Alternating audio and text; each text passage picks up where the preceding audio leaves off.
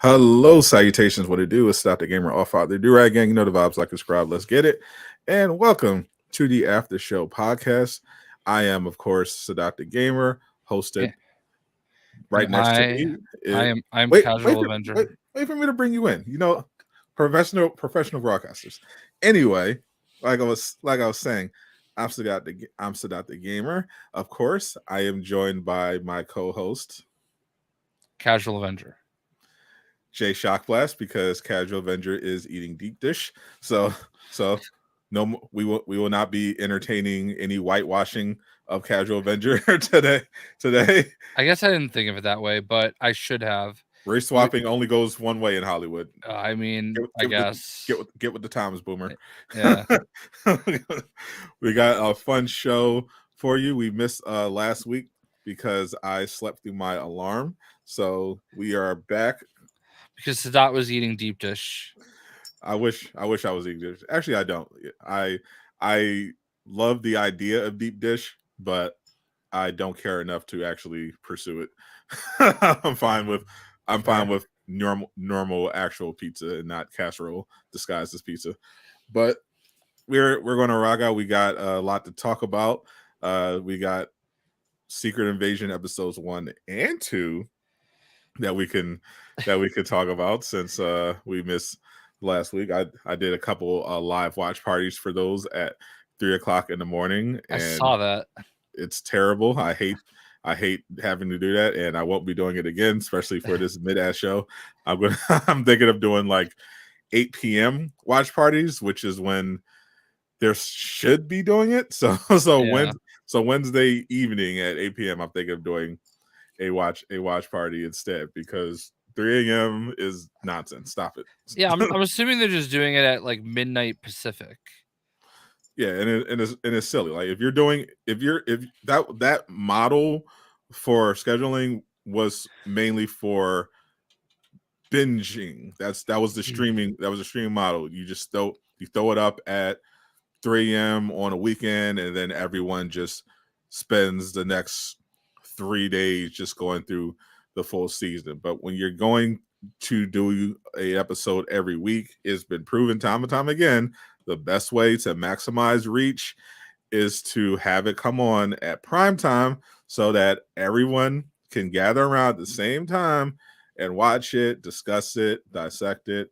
But when you do it at 3:00 in the morning, it completely loses the impact. And when you're putting out stuff as mid as Marvel, it makes it even worse. So we'll get into that as well. What's up, chat? We got so far Spider-Man. What's up? I was just playing as you a few minutes ago before I went live. And we got Spencer's Knight, Nava Flow, the MVP, King J Gaming World, Ezekiel. Appreciate all of you for hanging out, man. That reminds me, I gotta send out the bat signal to the Discord. But yeah, we got some stuff to chat about. We're going to be talking about the absolute bloodbath that is San Diego Comic-Con right now, because everyone's pulling out because of the writer's strike. We got a pretty big casting update for Superman Legacy, and we're going to talk a little bit about the Flash and that absolute box office disaster. It's going to be a lot of fun. Yeah. What are we starting with? I guess we'll start with Comic-Con. You're a big Comic-Con guy. We had a little bit of Comic-Con news today, just in regards to Spider-Man fans. We had the news that there's going to be some limited edition Spider-Man 2 poster from Mondo. It shows Venom and Miles and Peter all fighting. It actually looks really cool. Mondo usually does great work. But the big story is that no one is going to Comic-Con. Is usually a pretty massive deal in the industry. Last year, I know it was pretty huge, especially with Marvel and Hall in Hall H, and they had this a lot of MCU slate information to share, but this time around, it's I think the writer's strike is kind of rearing its ugly head a little bit. yes, it is. That definitely has a lot to do because there's nothing to show, like Yeah, because everything is pretty much getting delayed. I mean, it's weird because fortunately, like a project like Superman Legacy hasn't had any issues yet, but even that wasn't completely immune to it because they were basically just working basically on a timetable because they didn't want the strike. That's why James Gunn had to make sure he got his script turned in at a certain time, and they tried to wrap up this casting for Lois and Clark that we'll get to. But I mean, if you look at some of these names pulling out, I mean, Jesus, no Netflix, NBC, Apple, Warner have not committed. Marvel is not going to be at Hall H anymore, so it's going to be wild. We're still going to have, obviously, we're still going to have some Marvel stuff there. There's possibility we'll get some. Maybe Insomniac will use this opportunity to promote Spider-Man 2 a little bit, but at Comic-Con, I mean, it's definitely we're not looking at it. Firstly, we're not looking at it like a E3 situation where right. that's just a sign, where that's just a victim of the trends that are just happening across the industry right now and is never coming back. This one is just purely seems to be because of the writer's strike. There's just a ton of stuff that's in flux. There potentially some limitations, and I think officially the strike. I'm assuming they haven't worked out a deal yet because it was supposed to go into effect today. So if that's the case, then yeah, we're going to have a lot of potential delays. Marvel already had to push back several of his big shows and movies, and that might be a blessing in disguise for Marvel because it's giving them more time. I don't think it's necessarily a bad thing. There's a lot to work through with the writers, but it's been clear that the superhero genre is suffering right now at the box office pretty significantly. Marvel has had several disappointments now. Wakanda Forever didn't do what they wanted it to do. We had Ant-Man and Quantumania didn't do well. Secret Invasion, which we're going to be doing our review on. The numbers just came out for that. It is the, I believe, second lowest viewed Disney Plus show ever Wow. for Marvel, behind Loki and a few 100,000 ahead of Miss Marvel. It came in around 900K views over 5 days. Loki was that low? Loki was 2.2 million.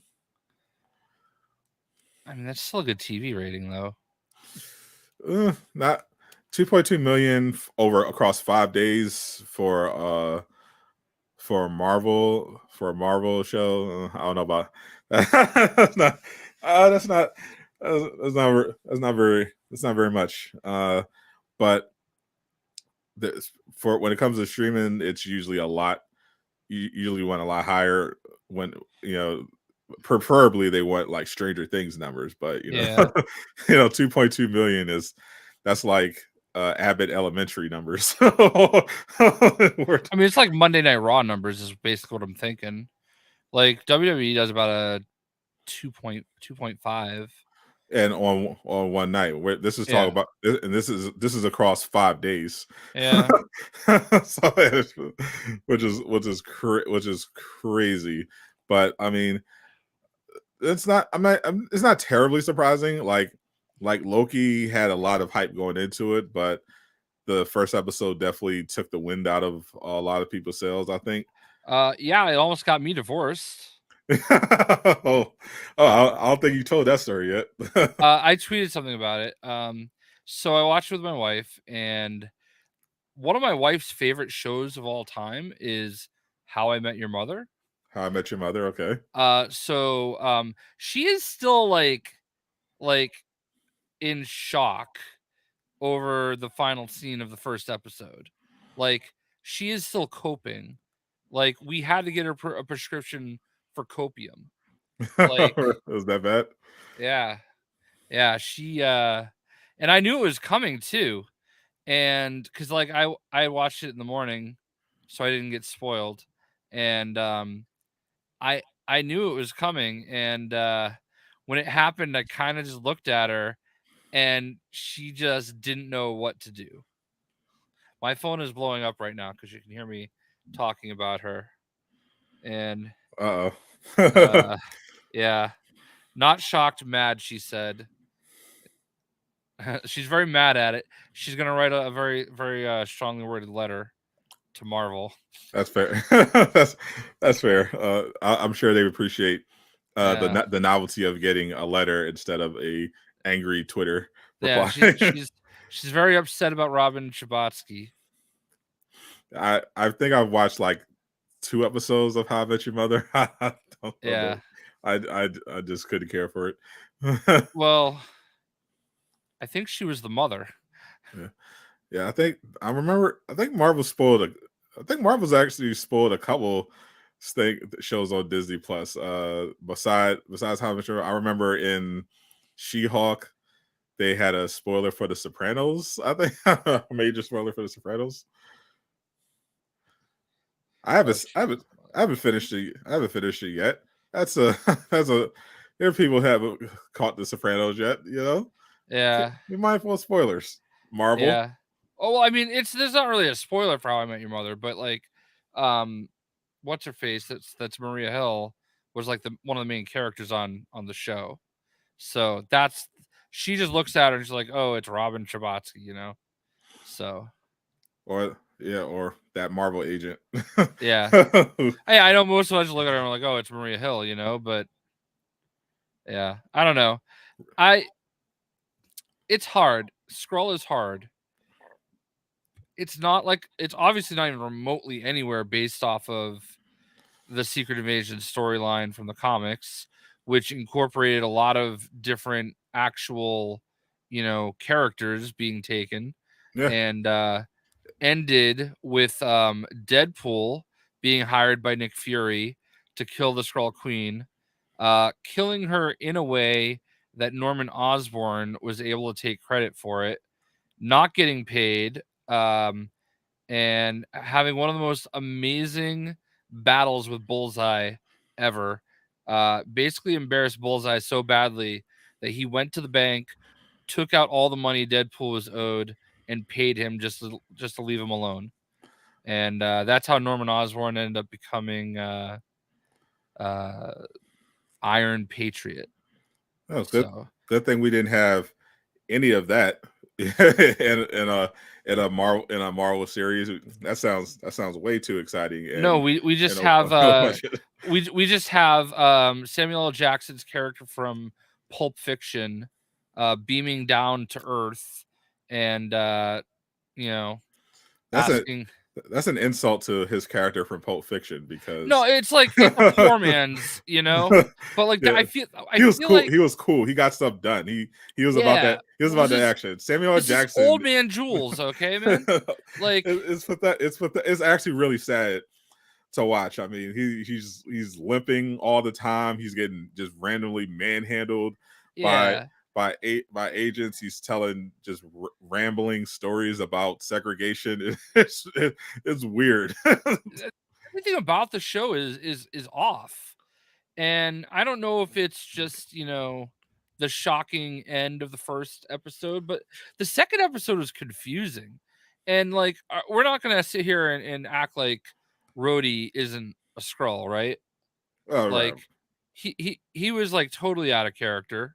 Of course. I mean, everybody, of course, loved the carpet bombing comment, but like, he was feeling himself there, and that was a little weird. A little weird for Rhodey. Everybody, well, there are a million Skrulls, so at that point, your plan is kind of screwed unless you had some kind of, I don't know, device that allows you to detect Skrulls. If only they had developed that, or it existed somewhere, like, say at an outpost that the Guardians of the Galaxy just so happened to be walking through, where they were literally selling them like souvenirs.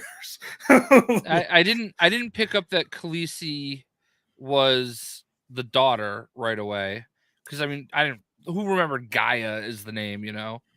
Right. I don't remember what the daughter's name was from freaking Captain See, Marvel. I barely made it through that goddamn movie. the problem. See, I think the issue with the show so far for me, for the life of me, I don't understand how anyone likes it that much. I mean, the only thing I can think of is like, because it's a Marvel show that's not excessively quippy, that I guess they equate that to being good, but it's not. It's like, I mean, the story still doesn't make any sense. Like, if you spend literally a minute thinking about it, and the first two episodes is like 50% exposition, and the exposition makes no sense. So it's just a The waste of first time. two episodes makes me feel like I missed the first episode. You know?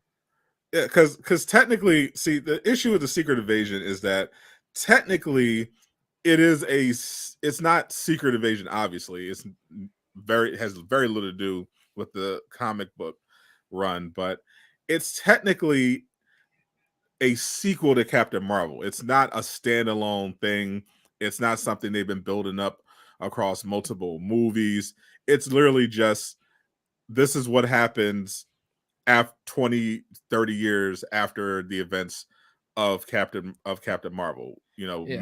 The most they've done is like kind of tease it here and there, like in Far From Home. Like, we got little glimpses of, Fury on Earth is a Skrull. They got Skrulls, impersonating Fury on Earth. The real Fury's and doing something in the space station, and that's pretty much the extent of it. Captain Marvel is always off world doing something important, and then we get to Secret Invasion, where it's like, actually, Captain Marvel wasn't off world doing anything important, and no one's going to talk about it.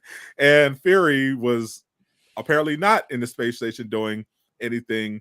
He was running away, even though we've gotten zero indication that he was negatively affected by the blip. And Other there was than no other than blipping.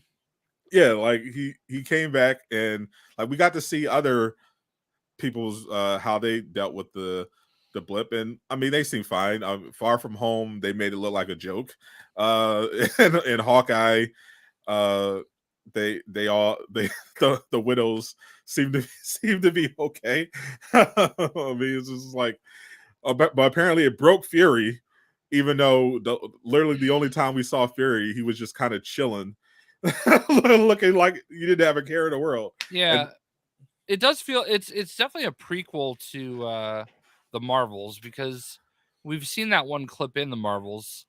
So Fury's obviously going to get it together, and I'm pretty sure Colby Smolder is in that. You know what I mean? yeah, so it's actually it was initially unclear, like, if it was supposed to be a sequel. It's supposed to take place after or before the Marvels, because I think it's got to be before. because it because it makes sense. I have to, because I remember there was definitely some confusion. I think that, I'm not sure if they clarified it. Secret in Let me just look it up. Secret Invasion sequel to the Marvel, because there's clearly a lot of context missing from the show, because they're saying they're saying Fury is like this broken, guy. He's got he's got the great beard. He's, limping all the time. He's weak all of a sudden, and we don't have any indication of how any of this happened. Like, they have no they spent, it's crazy. They spent 2 episodes doing nothing but exposition dumping, and we still don't have any of the basic answers to this plot at all. Like, why is when did all this stuff with Fury supposedly being broken by the blip happen? Why did they accomplish nothing in 30 years in regards to getting the scroll their own planet? Why didn't they just end up letting them settle somewhere on Earth like they did with the Asgardians? Why? What the hell has Captain Marvel been doing all this time when literally the plot of Captain Marvel's movie was that by the end she was personally going to get the scrolls somewhere safe. There's so much we don't know that because they didn't explain it, they're just telling us, oh yeah, this is what's happening, and they didn't properly set it up across any of the other Marvel projects. It's like, yeah, this doesn't make any sense. The scrolls are clear. And I think this is the other issue. Marvel has this thing where they're trying to make, and they usually do this depending on how the characters look, but they did it. We saw this in Falcon and Winter Soldier. They want the villains to have a justification.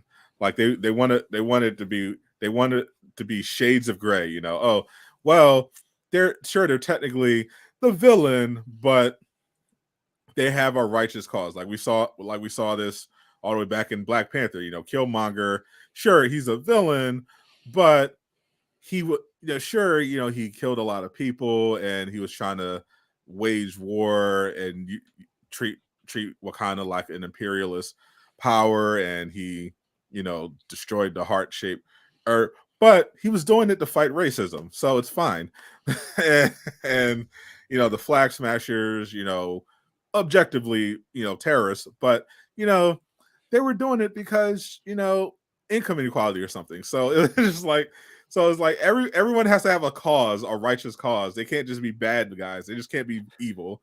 And for the Skrulls case, they want it to be justified. They want it to be shades of gray. But the only thing these writers could come up with is, well, you broke your promise to a 10-year-old. So we're going to destroy your entire planet. The only thing Secret Invasion has made me do so far, besides go to sleep, is question: have we been wrong about the Kree? Were the Kree right? Like, I know, is Thanos right a meme, but were we too hard on the Kree? Were the Kree actually not the bad guys? Yeah, the Kree have been, I mean, again, I'm going off the comics, but like the Kree have been portrayed kind of weird too. But I don't know, man. Like this one's really messy. I do like the guy that Kravik or whatever.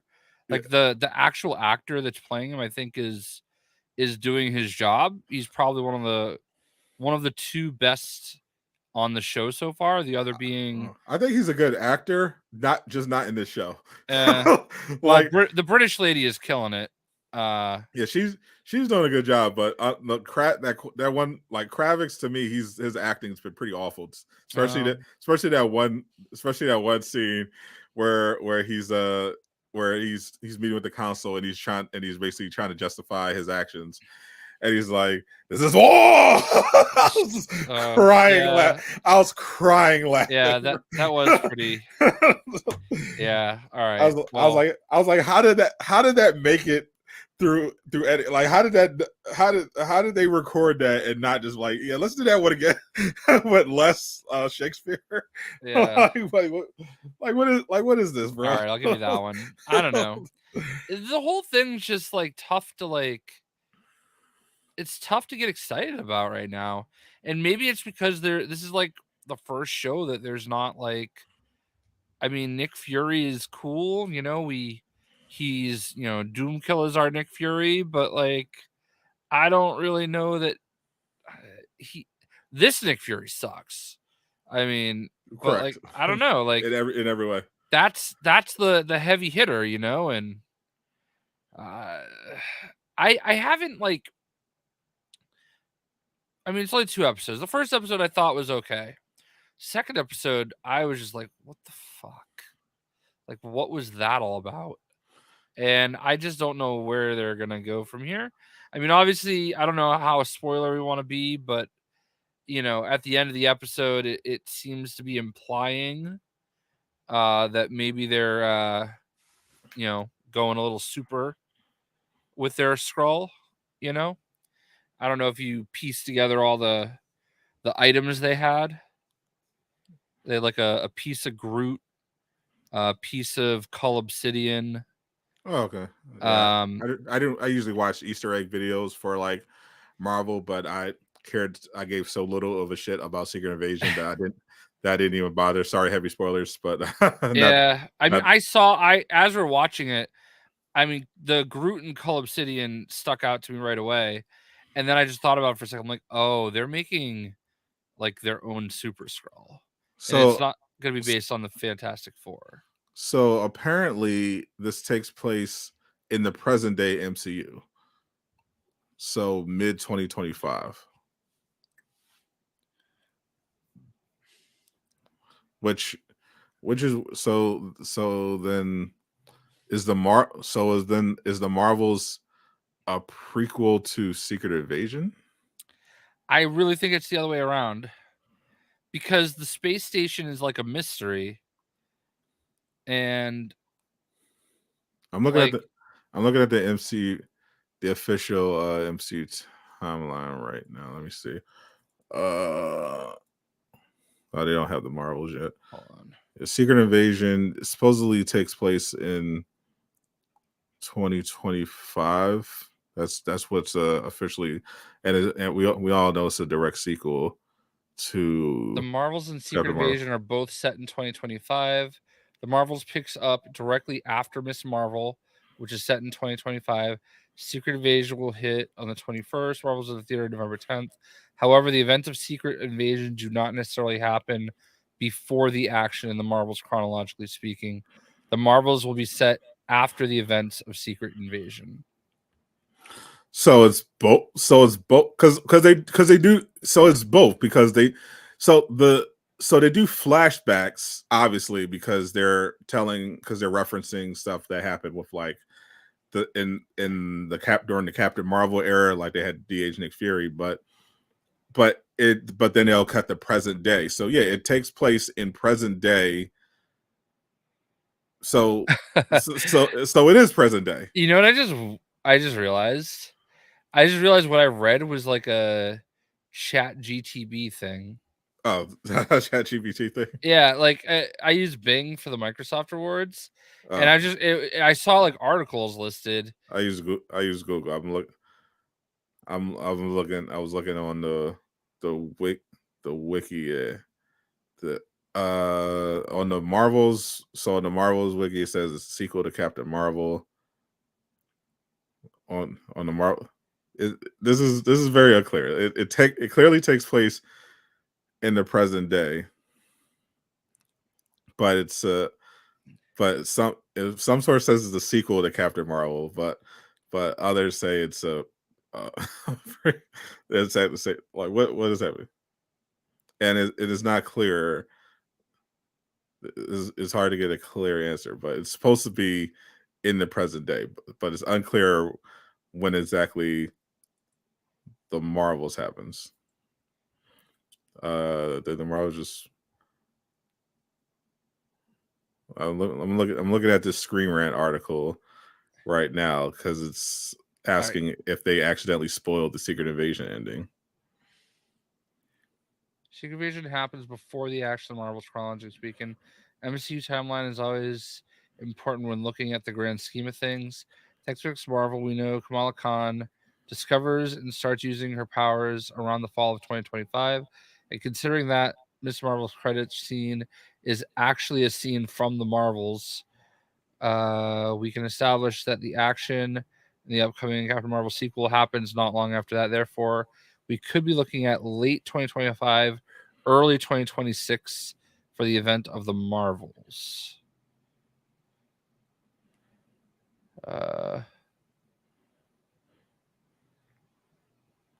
yeah, I that it's insane to me that there is no clear cut answer. There literally is no clear cut answer because because clearly Secret Invasion takes place in the present day MCU, but the Marvels. So I think the issue is the Marvels itself Yeah. because in the Marvels Fury in the Marvels trailer scenes Fury looks obviously very different. So either he cleans up at the end, like it's so weird. Okay, here's something. Well, all right. So this is apparently a plot leak. Okay, take it with a grain of salt. And you're warned if you didn't want to know it. A big The Marvels plot leak says the film's villain will attack the space station, leading to a massive evacuation. It's unclear if the space station is destroyed, but with a damaged or destroyed space station, Fury couldn't return to Earth in Secret Invasion. So he chose to come to Earth for this. So that would lead me to believe this is before the Marvels, if that is to be believed. He also has the eye patch, Right. but And he's not rocking right now. but they explicitly say Secret Invasion takes place in the present day. Yeah. so, Yeah, so man, like this is that's problematic, not knowing where it fits in the grand scheme of things. yeah, because it's because if the Marvels takes place, if in the Marvels that's true, if it's true that the space station is destroyed, then that would have to make it a prequel to the Marvels. Yeah. But but then they keep saying Secret Invasion takes place in the present day, or do they mean so, Now. You're looking at now, sir. Everything that happens here is happening now. Well, what happened to then? We missed it. When? Just now. When will then be now?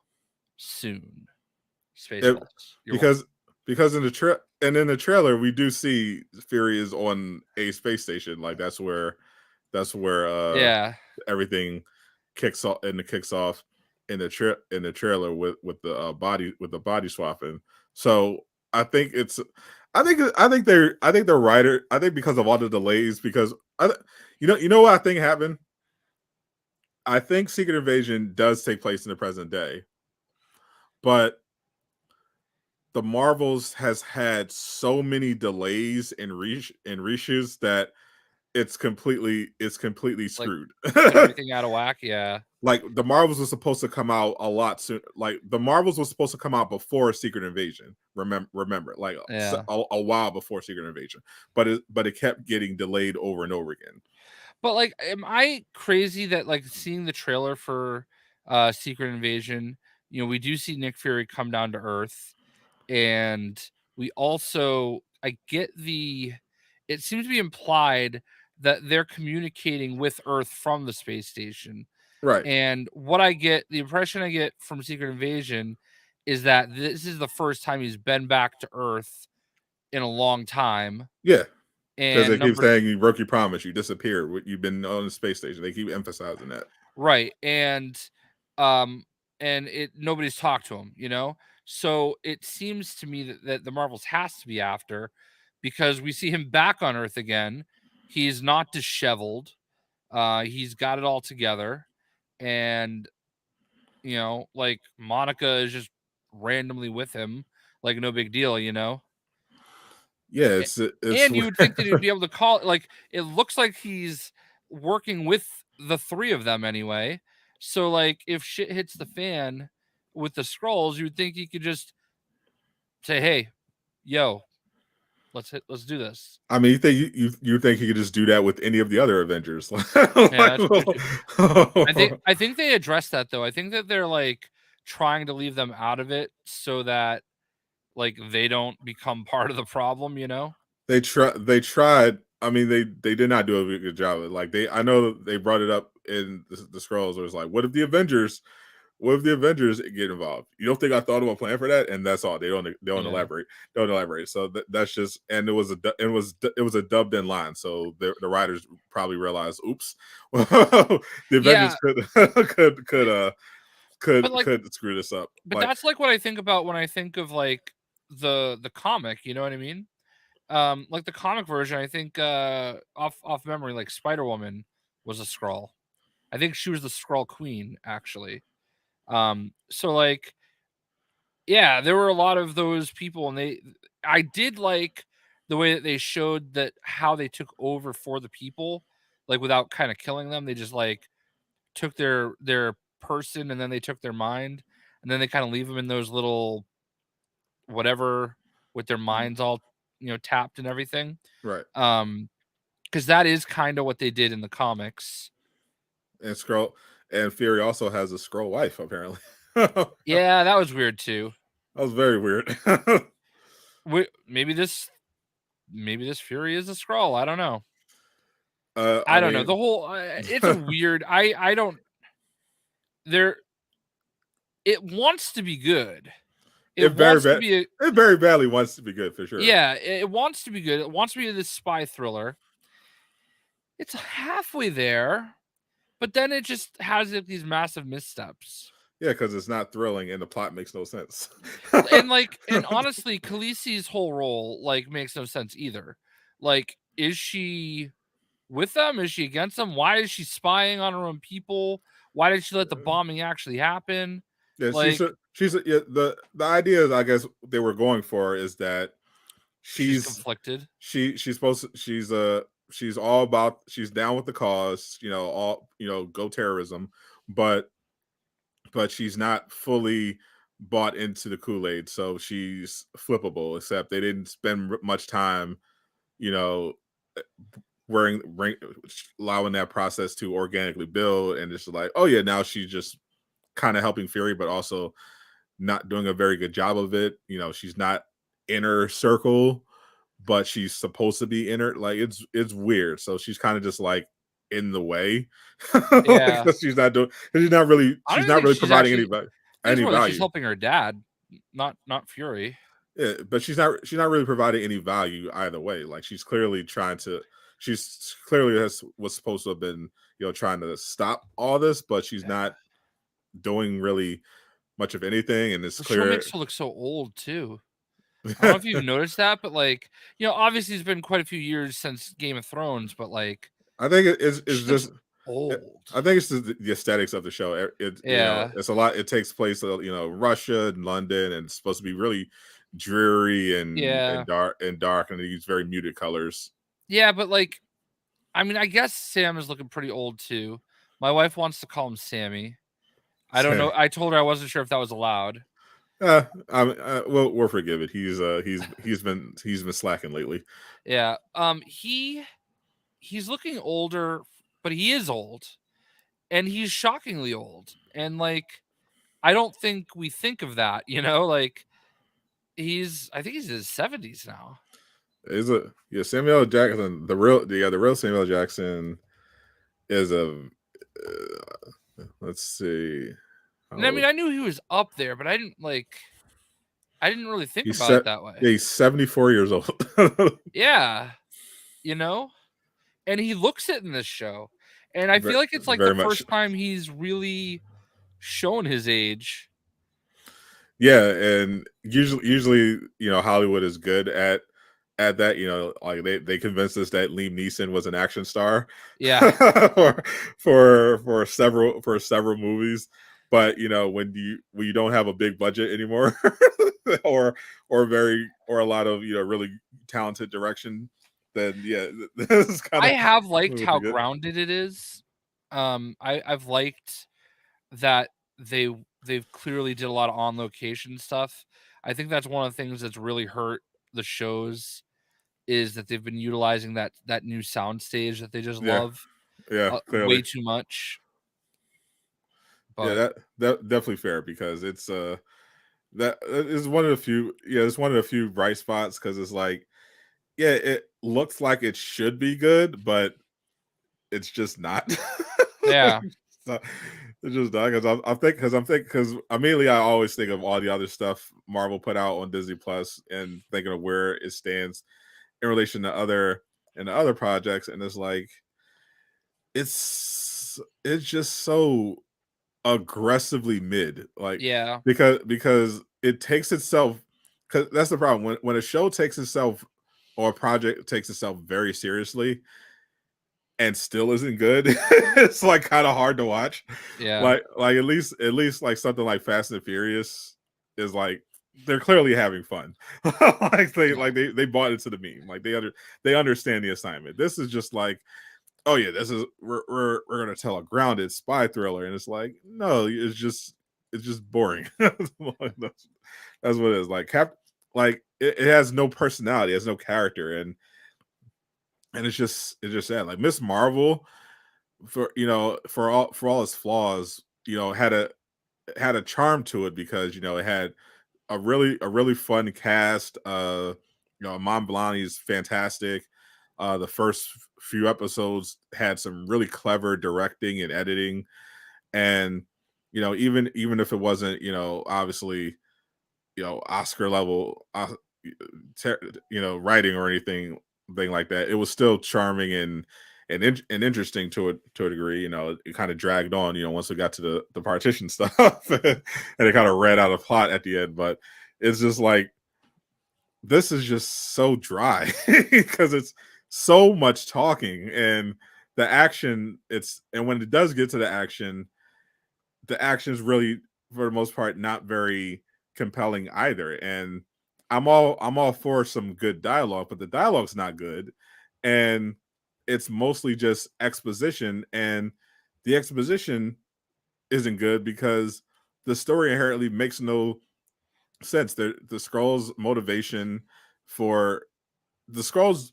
should just be they're evil, but now it's just like, oh no, they're it's because that he broke a promise, and it's like, yeah, well, he promised he promised a 10-year-old that he'd find you a home, and you have a home, you're living here. I mean, it's like, yeah, that's the thing. There's only 1 million of them. Like, and they lied. Like they like finessed Fury anyway, and brought them all there, and the fact that they refused to bring up Captain Marvel, which she's been doing all this time, is just like another huge plot hole. Just like, what was she doing for 30 years?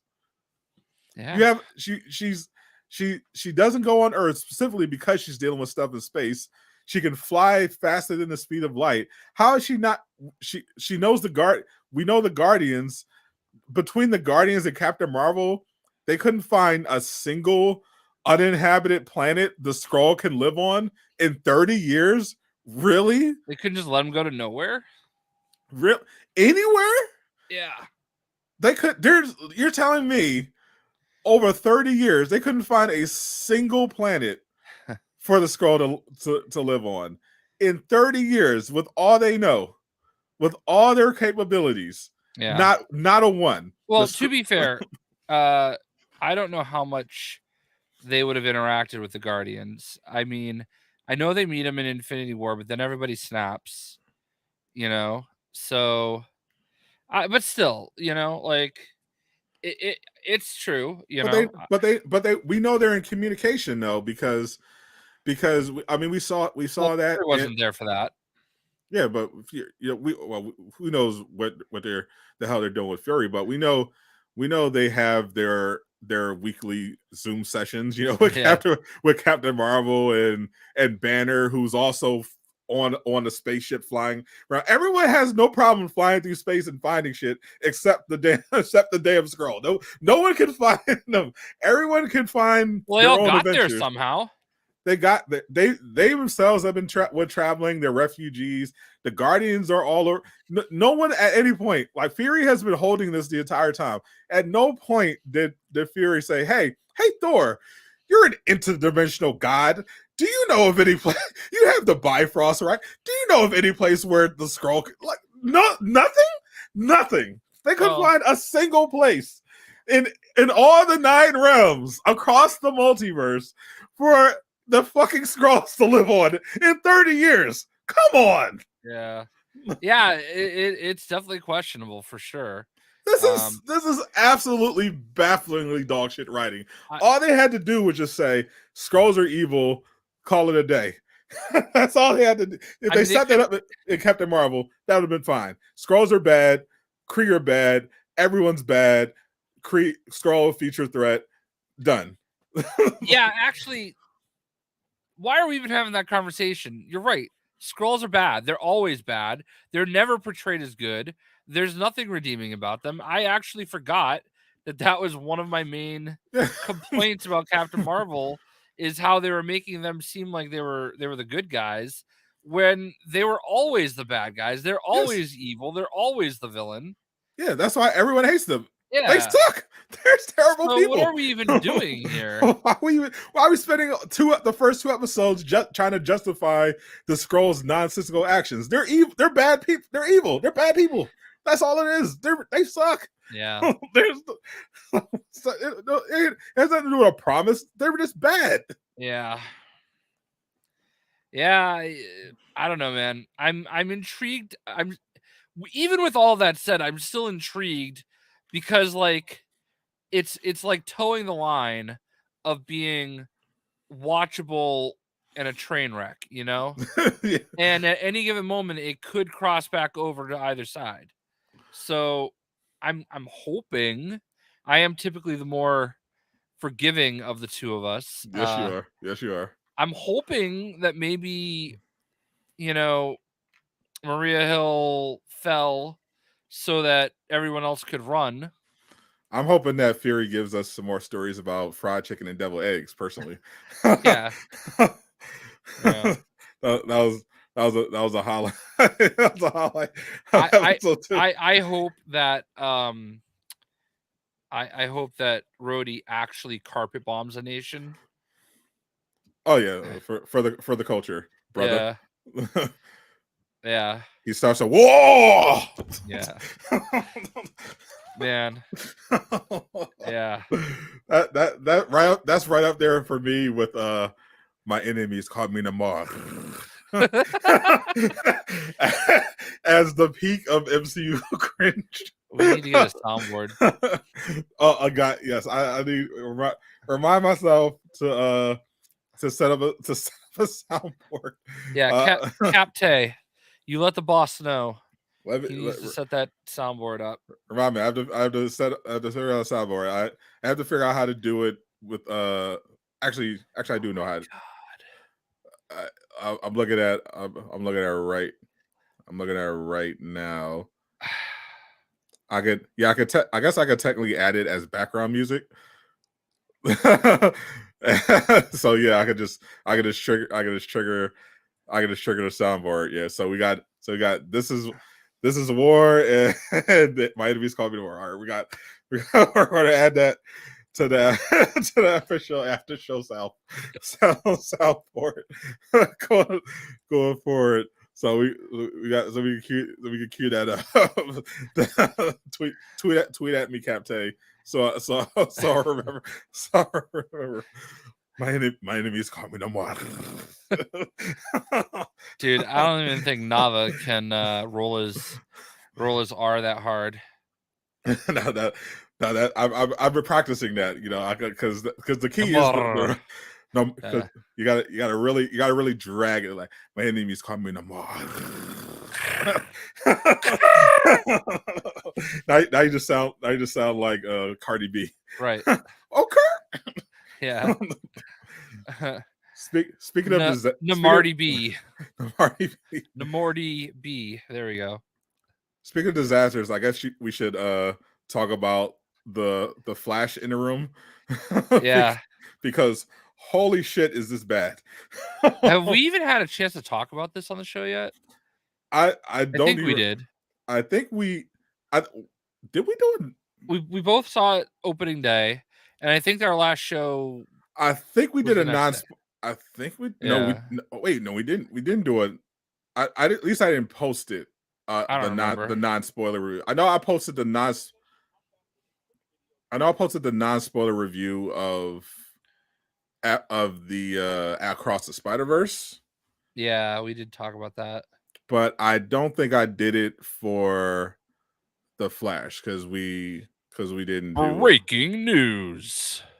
Yeah, I didn't post the announcement. So we didn't even. So technically, we should be just doing I guess we should just be doing a spoiler review of the Flash. Spoiler alert: it sucked. I mean, so I did a little bit on my planet. It was fun, but it was by no means what I would call a good movie. I have breaking NBA news. Yeah, breaking NBA news. We're switching to the NBA podcast briefly. Okay. The Rockets have signed Fred VanVleet. The Rockets signed Fred VanVleet. All right, so they are in fact serious about not not being as terrible and getting an actual adult on the roster. That make that makes sense because they have no incentive to tank next season because they don't have their first round pick.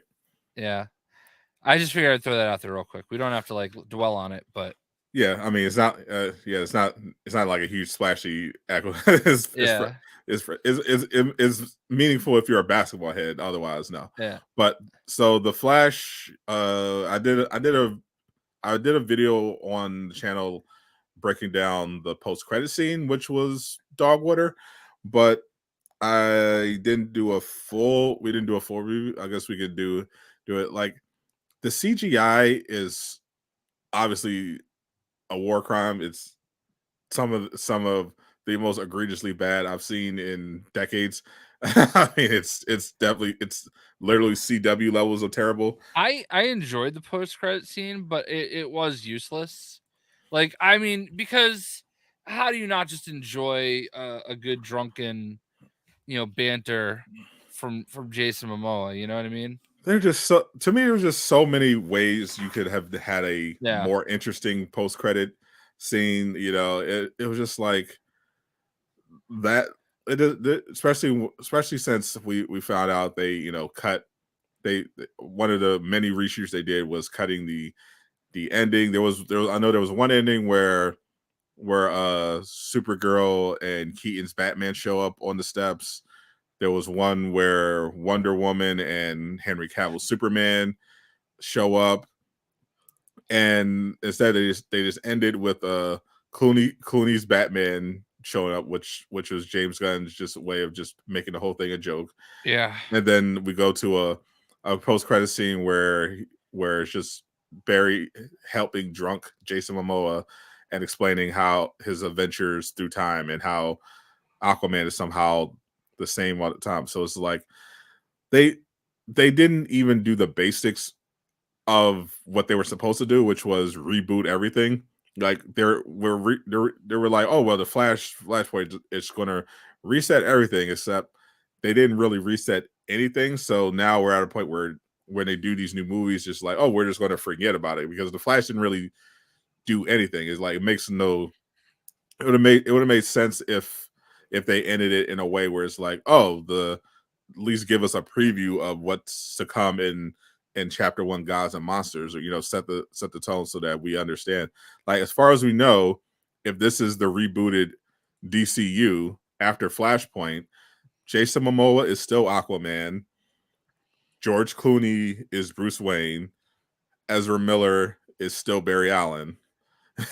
Like there's nothing really new that they did, and yeah, it just felt like a wasted opportunity on apart from the fact that they wildly misled people because there's absolutely no way they thought that this was one of the best superhero movies ever made.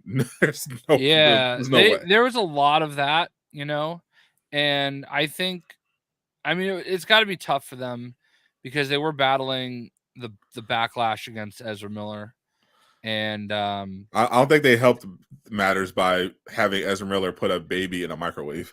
yeah, that was definitely a weird thing. And strangely though, I on in a vacuum, that's a really crazy scene. Yeah, But like the rationale behind it, in the sense of what was happening, it worked. I'm yeah. saying with a not very straight face, but like I get it, but it was still really weird.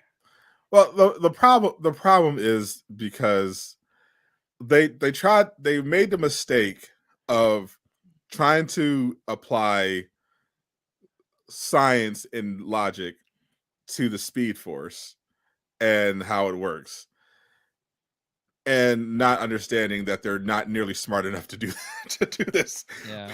because they did it right before. Like they already previously established in the DCU that the Speed Force works like it kind of works in the comics. Flash has some effects from super speed in that he has to wear some specialized equipment, so he could preserve his clothes at the very least.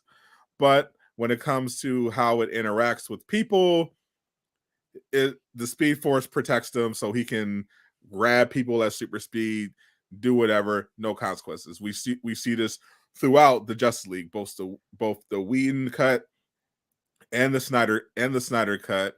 He's, you know, when they storm Steppenwolf's compound to free the hostages, Flash is zipping people out back and forth, no problem. You know, at the end, when they're in the stronghold, he's, you know, he pushes that truck with that family in it. You know, he gets everyone out of there. So it's never once brought up that there are any restrictions on his speed whatsoever, except he has to wear the special suit, and he doesn't know what'll happen if he goes too fast because he might mess with time.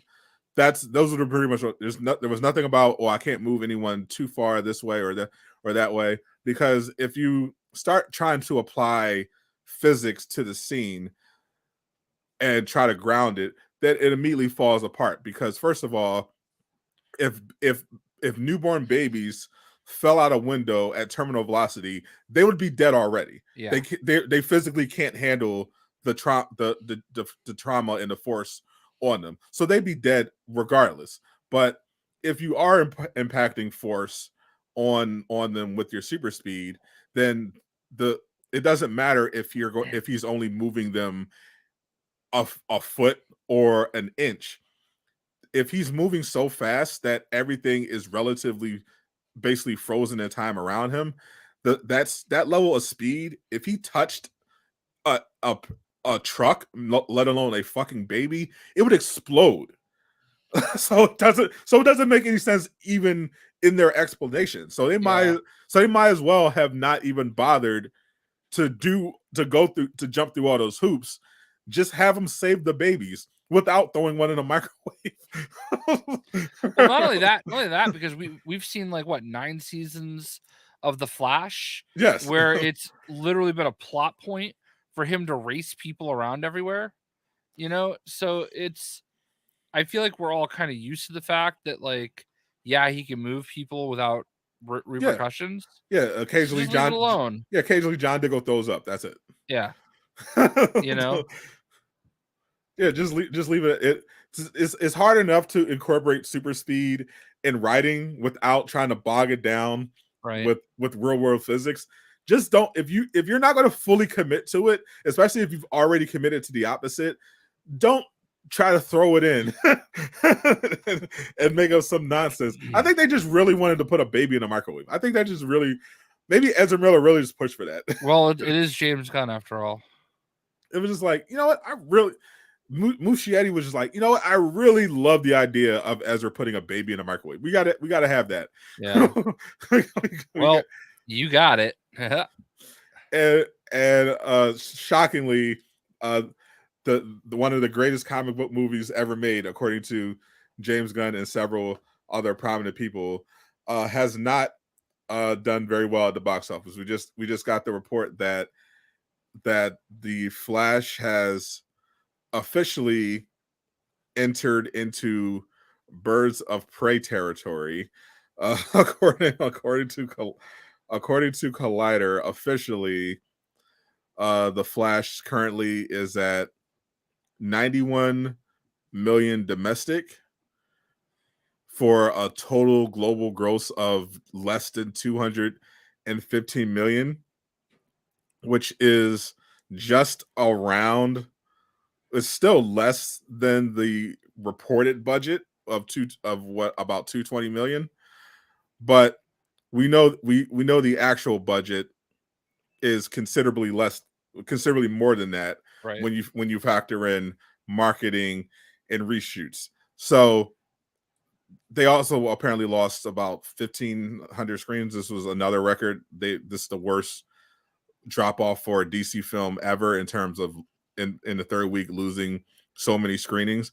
So this in reality, it's funny. The reason why they allegedly destroyed almost every copy of Batgirl for the tax write-off to save them money.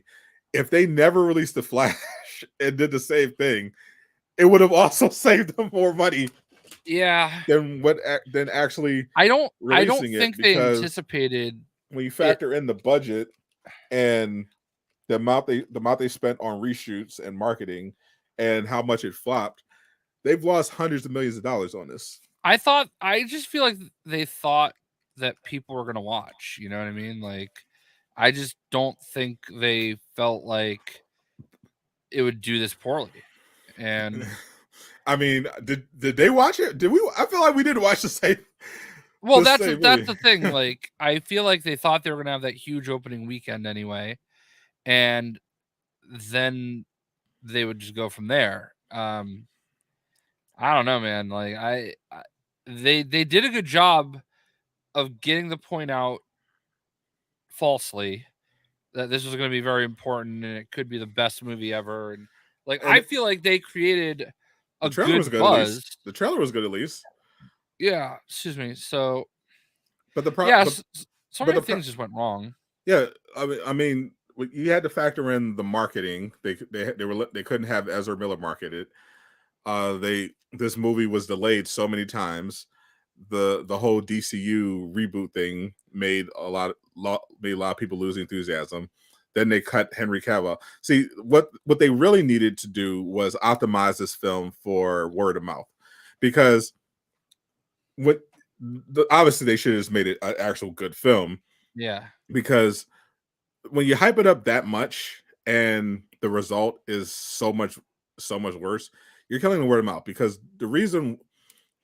Aquaman didn't have the best opening, but it had good, decent word of mouth and ended up crushing it internationally.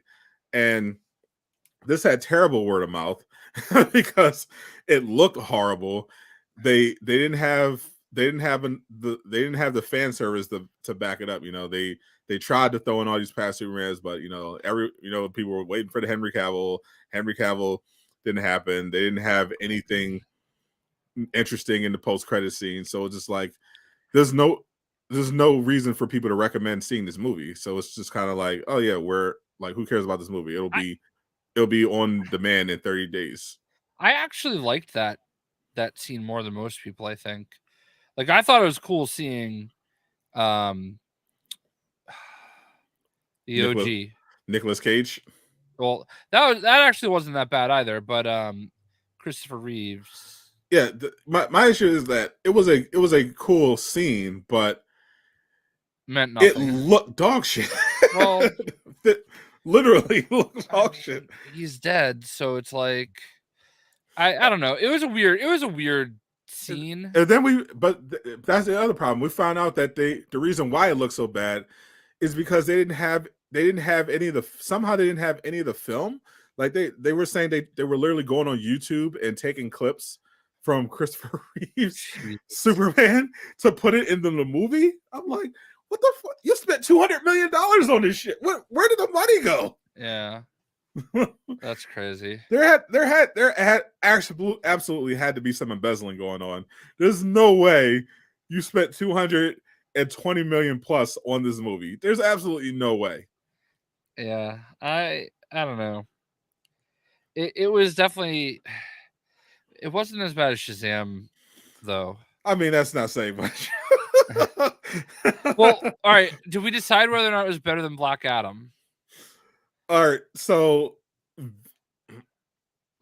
visually, Black Adam has better CGI, which is better action scenes, questionable at best anyway. Yeah, but I guess story wise, it's better. It's definitely better, I think, than Black Adam. And I think really what carries it is the they should have done this. I mean, to be fair, really what carried it was the Keaton, the fact that half of it was a Keaton Batman movie. Yeah, like that's really what puts it above Black Adam for me. And like Birds of Prey, but it's just like, yeah, it's not a better movie than the Suicide Squad. I think it's arguably worse even than the original David Ayer Suicide Squad. This was rough. Yeah. this is rough. This is not their best. And They scene. WB also gave up too many screeners apparently. We and it's interesting that we're talking about that now because just as we were coming on the show, Ezra Miller had a little press release go out. Apparently, there were charges dropped on the whole grooming thing, which is definitely something that with the mother of some 12-year-old. He basically is accusing her of like doing this to other people For clout, for basically. clout. Yeah, And and money. yeah, and if that's all untrue, granted, there are other issues with Ezra Miller. I mean, even if you leave aside the abduction out the grooming allegation and the I don't think that gets us away from that whole police chase abduction thing. Did we ever figure out what the hell that was? No, there was Yes, some kind of like an abduction thing, but I don't think it was really an abduction. I think like the person was with him or them. I know Ezra was on the run for a while. Yeah, I think that had to do with like the arrest in Hawaii. Yeah, so so we still have that. And that was just him going a little nutty. Yeah. So even if you take away the child abuse angle, you still have the multiple assaults. So Yeah, but it's been a crazy week for actors. We just had the Jonathan Major stuff blow up where I don't know what the hell was going on. We've been I've just been waiting for more information because this is generally what I prefer to do in these situations because it almost always ends up not being what's initially reported. And Jonathan Majors maintained that he was innocent, he did nothing wrong. His lawyer said they had all this bombshell information and all this other stuff. And predictably, as soon as the allegations went up, we had people coming out of the woodwork saying, actually, Jonathan Majors was a horrible person all along.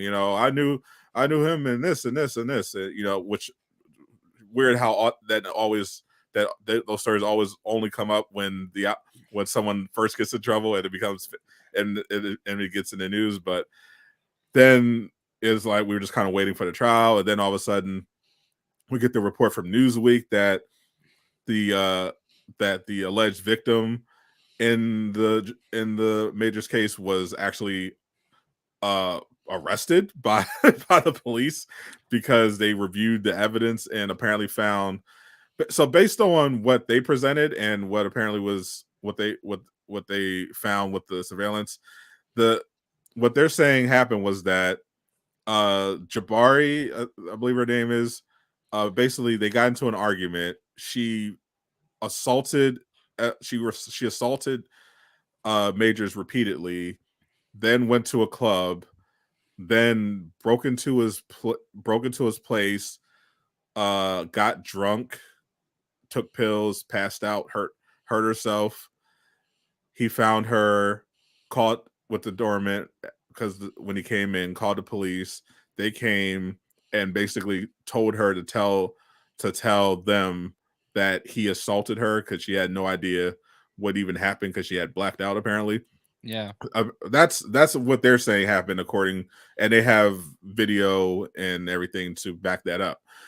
And then, but Rolling Stone also is now, this whole thing came up because Rolling Stone apparently had published a story where they were saying all these other people saying Majors had a pattern of abuse and harass and all this other stuff.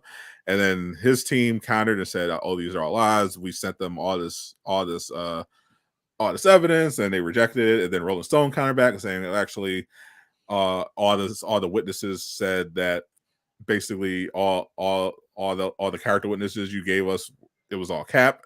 so I don't know what's going on. So we have people that anonymous people coming out saying that he has a pattern of abuse. It kind of feels like a thing you do when you're trying to hedge against potentially news that undermines your narrative. Like I felt like they were ready to go with the whole, what happened, the fall of Jonathan Majors, he's an abuser thing, but then they got word that actually this isn't that straightforward.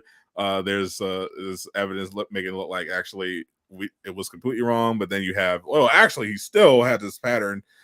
I'm gonna be honest with you. When all those people were tweeting about how awful he was and blah blah blah, I read that and I read a bunch of it, and after reading all of it, I was just like, so what? Like, okay, so he's kind of a dick. Like that's literally what I got out of it. Oh, he's kind of a dick. Yeah, like okay. so This sounds like so many people that I know. Like, I'm not saying that's great. Like, so you're saying so you're saying a rich, famous Hollywood actor is kind of an asshole behind the scenes? Yeah, like I mean, and that sucks, but like I don't think he should be losing jobs over it. Like, yeah, that describes more than half of Hollywood. Yeah, and like, yeah, it's I don't understand. Like, this seems like it's a bunch of like Upper East Side snobs that were like put off by a intelligent black man. And I don't know what any of these people look like, but like Jonathan Majors to me like seems like he's someone that came from a good place and he's always well spoken, and he seems like he's very intelligent. I don't know him at all obviously, but like I in his background though like seems to be one where he came up through the arts and all of those things, and he went to like I think Juilliard and stuff like that, because that's where some of the accusations were coming from. And but I'm just reading it and I'm like, you sound mad, like you sound jealous. Yeah, like I definitely got vibes from some of those. yeah, and I'm like, this doesn't sound like I hate this word, but it sounds like gaslighting. Like, I hate that word so much, but like it definitely applies because there's definitely a lot of that, especially on Twitter, going around and because the allegation is that he's when he's in relationships he abuses women, and then when that seemingly completely fell apart, it's like, well, he was mean to me in college, so that's kind of the same thing. It's like, well, no, and that's the part that bothered me about it when I was reading it, but I didn't like say anything because I'm like, I don't want to get canceled. Is there some context here that I'm missing? Like, I don't understand. Like, I mean, I know the one thing we're definitely missing is evidence. Like, right. at this point, it's he said, like, at least Majors for his side are presenting evidence. Yeah. Whereas everyone else is coming out and just giving their anecdotes. And I'll be honest with you, like, I don't know if you know who Big Cheese is. I met him out in LA. He's a pretty big streamer. He's part of like the Nappy Boy stream team with Nappy Boy. Yeah, he's like one of the main people that works with T-Pain on a lot of his gaming streams. And I saw him tweet about he was obviously pretty upset about like the fact that like all this stuff happened to him, and it's now come out that he's basically like he's like one step away from being cleared, basically. Like, it seems like when he goes to court in August, it'll be like a formality and they'll drop the charges. So I was reading some of the responses to him and I was shocked, like, even for Twitter, that there were actually people like lecturing him about actually he's still charged with a crime. This doesn't actually mean anything, and you should really wait for all the facts to come out. And I'm like, are you serious? Are you like rooting against him? I don't understand that one, because like there's nothing that's been said about him, and there's certainly nothing that I've seen him do that would make me want to root against him. You know what I mean? Like, I don't understand how you like pick and choose. And I say the same thing about Ezra Miller sometimes, even though like I get him a little bit more, because there's obviously always that comparison, Ezra Miller and him. Here's the exact issue, Jay. Because when it comes to stories like this, it's not yet. You recognize that most of the people, especially the ones that are participating in this dialogue on Twitter, they aren't looking at this from the lens of this individual story. It's always about something else. This Yeah. it's always a stand-in for something else. When it comes to the Jonathan Majors situation, the every people as soon as those allegations came out, and then he had his counter claims, immediately the usual factions that we've been seeing in cases like this popped up. You have the Johnny Depp was innocent crowd who are 100% behind Jonathan Majors because they think all women lie about this and men are the victims. Then you have on the other side the believe all women crowd who hate all men and think every man is guilty immediately, no matter what the facts say. And then you have pretty much then you have the but he then you have the people who are just fans of Jonathan Majors who are just willing to ride with him. And then a smart part of that broken off are the black people always get a raw deal in Hollywood. And those are the ones that usually are bringing up the Ezra Miller or the Will Smith Oscar stuff, where it's like when it comes to black men, they always get a separate, they always get treated to a different standard in Hollywood and are villainized. And then you have everyone else like us who are just kind of just looking at it, looking at everything on a case by case basis and trying to just look at it objectively. Well, yeah, like if Ezra Miller or Jonathan Majors did something wrong, they should have to deal with the ramifications for it. And we know for a fact Ezra Miller did something wrong. yeah. Yeah, but like I just feel like with Ezra Miller, sometimes I just feel like people act like he did it to them. They did it to him. Them. Yeah. You know what I mean? And that's the rub, because everyone immediately breaks off when the story happens. When it's Twitter, everyone immediately just breaks into their faction. So it can't just be about the thing. So Like, Ezra Miller being a scumbag is just like, oh well, it's just a scumbag. But it has to be something bigger. It can't just be Ezra Miller is a scumbag. It has to be, well, Ezra Miller is a scumbag, and therefore Johnny Depp was unjust. Like, Ezra Miller should lose their career. Yeah, well, that's the thing though. Like with Ezra Miller, if you take away all the other stuff, you take away the two like assault situations, right? Like those were honestly, you could just say, were somebody having a bad night and doing dumb things under the influence of something, you know?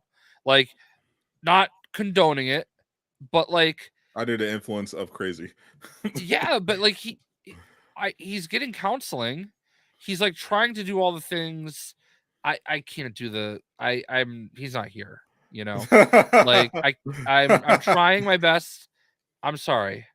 But like I feel like he's doing what you're supposed to do. It wasn't like he like put anybody in the hospital, you know. It sounds like he was drunk and being a fucking brat, you know.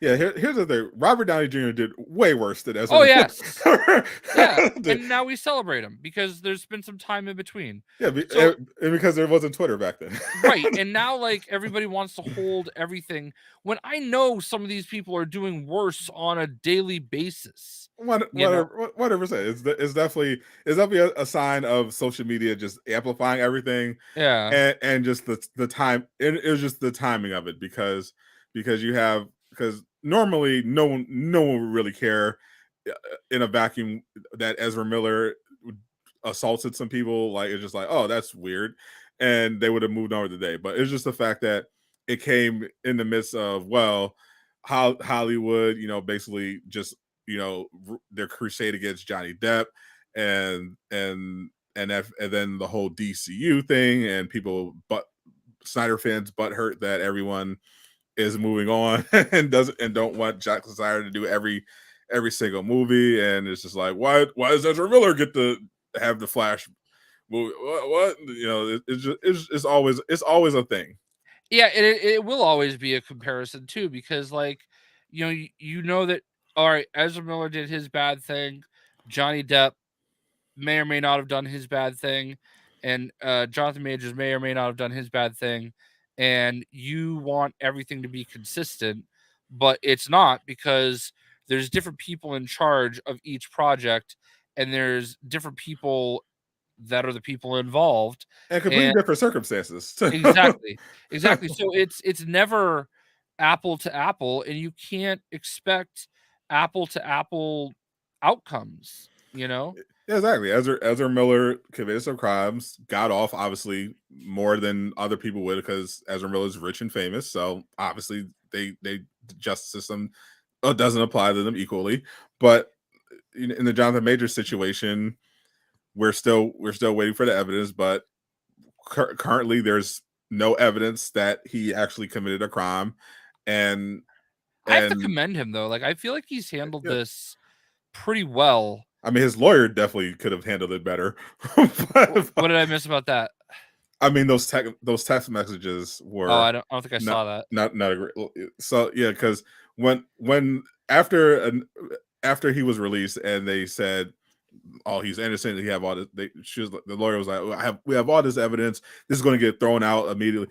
All this other stuff, and then they didn't release any video, and the only evidence they released were text messages between them that didn't exonerate him at all, and actually kind of made it just seem kind of like how, oh, this is kind of what a woman who's been abused would probably say. I didn't see any of that. Yeah, but I mean, I think he personally though has handled it pretty well, because we haven't heard from him. I mean, he had, through all this, he ended up hooking up with Megan Good, so he won as far as I'm concerned. I don't know who that is. Oh my god, you're so white. Holy. I've heard the name. She was in Shazam too. That's probably why you don't remember. Oh, okay. I know you're talking about now. The black goddess that was in Shazam too. You. Okay, yeah. She's very big in my community. She was a child actor who got her start in Cousin Skeeter, and she's been in a bunch of different stuff. Then she's not like an A-list or anything, but she's been kept around in the zeitgeist because she's insanely hot and just seems pretty chill. And it was also apparently with someone, Devin Franklin. She was married to like a pastor at some point. Yeah, they got divorced. That's I think. But now she's with Mr. Majors now. so shout out to him. I mean, talk about Riz. you're literally on trial for allegedly beating up your ex-girlfriend, and you not only pick up a new girlfriend, you pick up Megan Good. Like that's winning. Fair enough. His Riz is undeniable. The watcher, anyone who doesn't know every time someone doesn't know who Megan Good is, I'm immediately offended. Well, I mean, I don't know a lot of names. There are plenty of white ladies I don't know the name of either. So that's not an excuse for those who Megan Bad. That is correct. For those who don't have a picture to go the name, I'll pull up something that's relatively safe for YouTube. It's funny that I can see your search. Yeah, you can see it behind it. You can see it in the bottom. Yeah, in the bottom. Just add that to the stream there. For the chat, for those who don't know who Megan is, that is Jonathan Majors' current girlfriend. We're not monetized here anyway, so yeah. So who cares? This is safe. This is safe. There's way worse on YouTube. Did you hear about I've been out of the rap game in terms of new music, but but I came across this new song called Pound Town. Oh God. It is literally the worst thing I've ever heard. And I'm not even exaggerating. It's like imagine if you, like, if I told you, hey Jay, I need you to go into the studio right now. I'm gonna set you up. I'm gonna put on a rap beat, and I'm gonna throw on some auto tune, and I need you to write a gangster rap. You want to know how that would come out? Yes. Now this is a story all about how my life got flipped, turned upside down, and I'd like to take a minute to sit right there, tell you how I became the prince of this town called Bel Air. See, that was actually way better than Pound Town. Okay, well that's how it would go. This was one of the worst things I've ever heard. I thought it was a joke, but it's a top Billboard song. Oh my God. It literally sounds like this woman got drunk, walked into the studio, and just started rambling about her sex life. And then they happened to press record, put auto tune on it, and upload it, and it somehow became a Billboard Hot 100 song. It's irredeemably bad. Obviously copyright reasons, but in your own time, feel free to Sexy Red and Take Keith. feel free to listen to see for yourself how much of an abomination this song is. It makes me glad that I have my own curated playlist on Spotify. I don't listen to Billboard or radio. I just go off the algorithm of what I currently listen to. But holy shit, how does stuff like this that just further proof that the established industry is just rigged, like this, or something's very broken with our culture.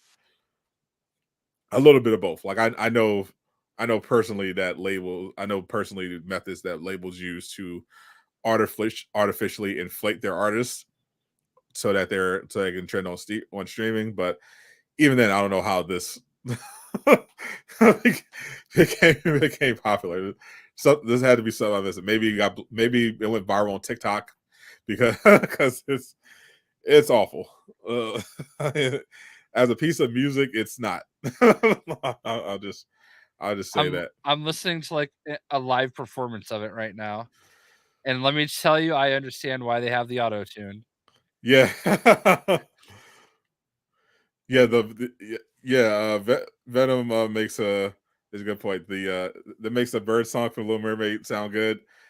Yeah, the little one of the many, arguably the worst part of the Little Mermaid live action was Aquafina and the song that they had her perform. Oh God, I did not see that. You don't want to. Needless to say, adding an original song to the Little Mermaid soundtrack, on paper good, but in practice, in this particular instance, not not a good idea. Wow. I think I need a palate cleanser. So we had some good news. Here's a palate cleanser. Earlier, somebody I follow tweeted.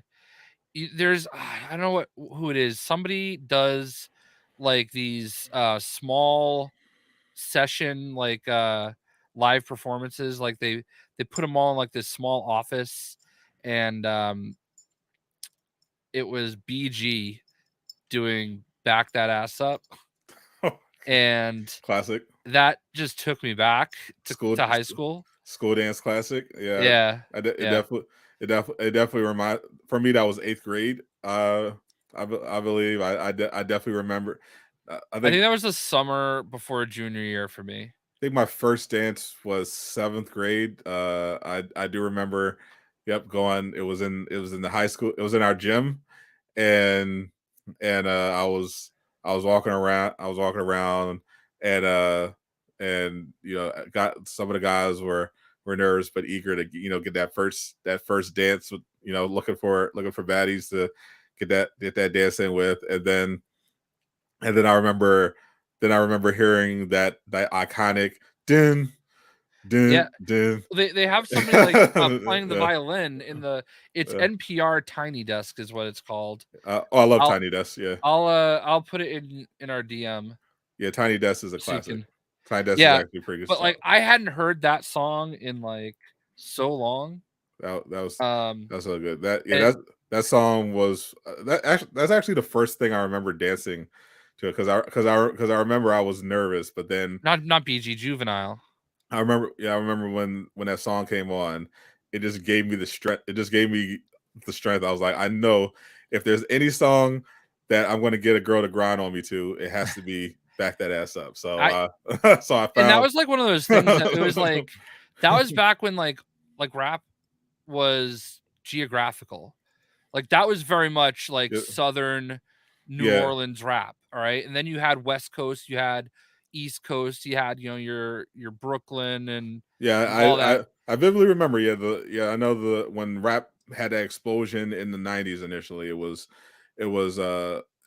that the gangster rap in terms. It was that West Coast, and then it was the East Coast versus West Coast whole beef, and then after Biggie and Pac died, we had that run of Jay-Z and DMX. So it was kind of East Coast was running it. Then we had that big run with the South. With Lil Jon and But even Troop like Jowl now and yeah, three but six even like three six Atlanta Mafia. versus New Orleans like had their own like vibe, you know what I mean? Yep, Like Chicago had their run. Kanye West, Twister came and started doing their thing. Common made his comeback. Yeah, it was a fun time. And yeah, I very right. distinctly remember though the Master P No Limit stuff cuz like he would be doing stuff in like WCW.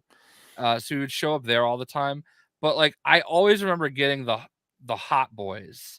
And it was Juvenile, BG, and like a 15-year-old Lil Wayne and one other person. Classic. And like everybody like even then was like, "Oh, Lil Wayne, he's just this kid and he's going to be amazing. He's going to be huge." And then I didn't think anything of it as I kind of like phased into metal for a while. And I feel like 10 years went by and all of a sudden I see like Lil Wayne everywhere. I'm like, "Wait, is that the same guy?" Yes, same guy. Yeah, so like He it's had quite he had crazy. quite he had quite a he had quite a run. I feel like he was just steadily building up from there with Cash Money taking over, and then I feel like the Carter 2 is what really pushed him to like true superstardom.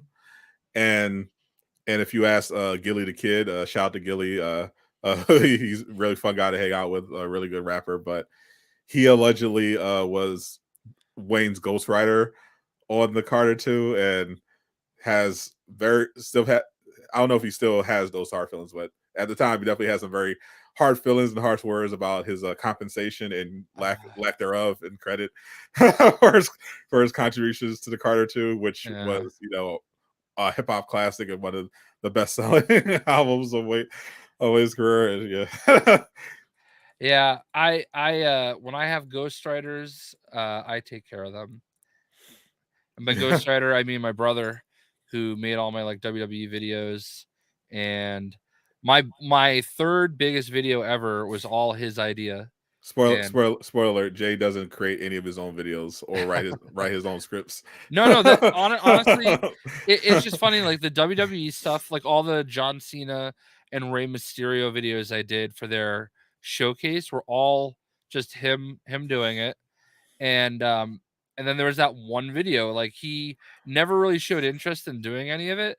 But then like at the time, my mom owns a triple decker, which if you're not from the Northeast, you probably don't understand it.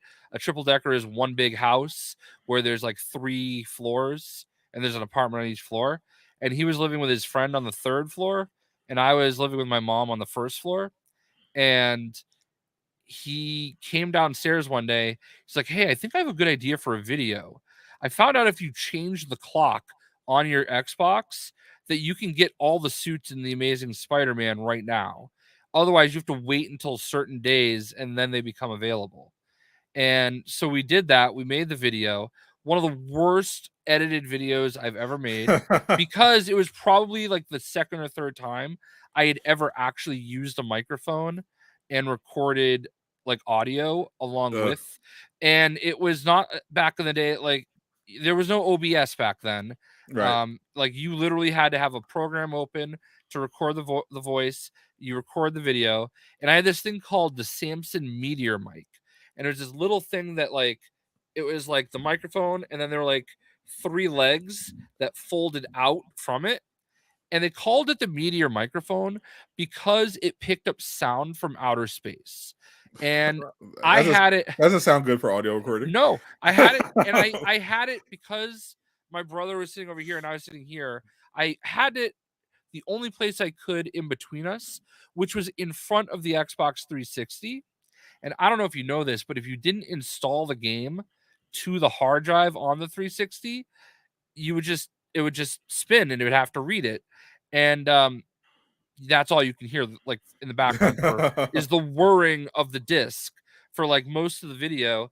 And I didn't get the edit right. Like, so I'll say something and then like a second or two later it happens. So yeah, it was brutal, but over 5 million views, can't complain.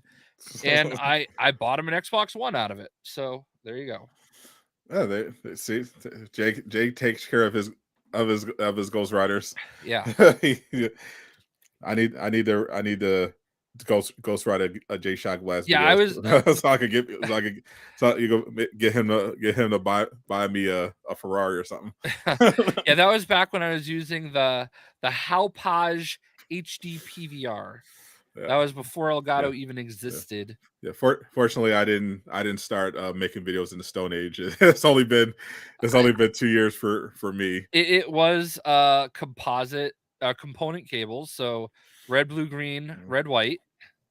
I did very much get my start recording in OBS, fortunately, but still my early videos are pretty terrible. So Yeah, they all are, but you know, it is what it is. they're all pretty terrible. I remember I used to because I didn't have Final Cut Pro yet. I realized that, oh well, I have a Mac, so it has a free video editing program already built into it. Yeah. And, I mean, it got me through it for a while, but the only reason I actually stopped using it is because it literally just stopped working.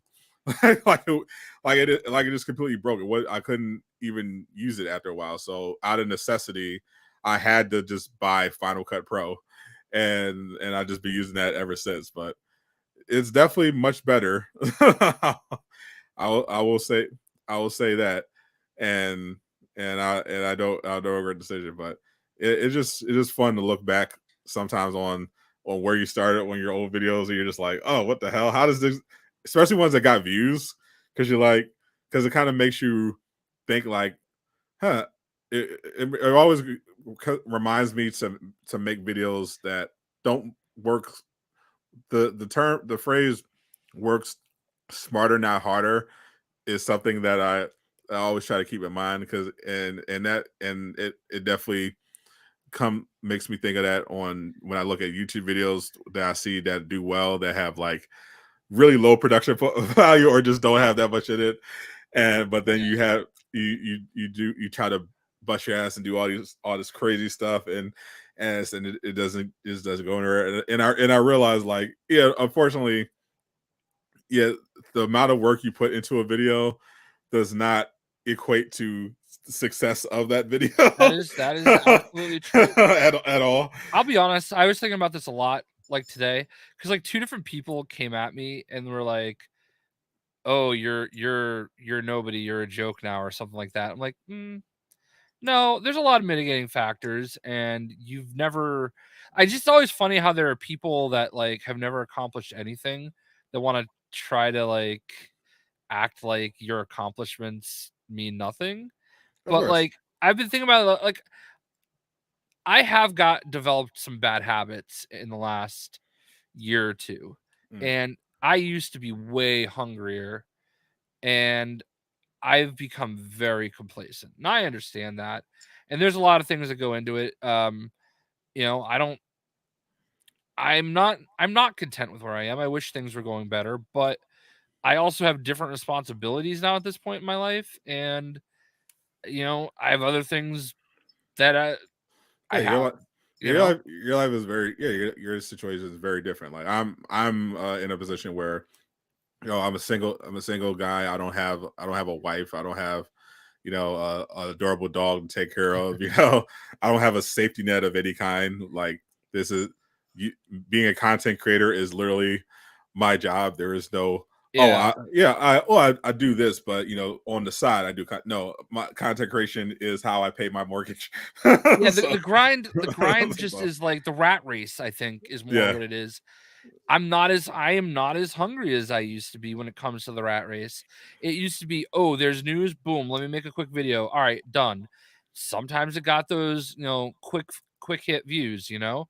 Sometimes it didn't. But like even like the Superman story the other day, which I think is a good transition into that. I think that was on the docket. it Um, was. I tweeted about it, you know, where in the past I would have opened up like Lego DC supervillains or something like that, and I would have just made a quick 2 or 3 minute video talking about it with some video and with some pictures.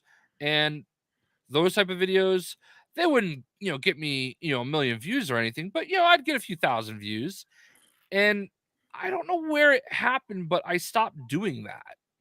And I don't know what it is. I'm not like I don't know. Like I really need to get Maybe you're getting Samuel L. Jackson. I maybe I am and that's maybe I'm not, like so I just kind of like yesterday I finally like decided, all right, I need to do that. And that's why and it didn't result in very much. I did something like that because Bumblebee and Megatron were announced for Fortnite.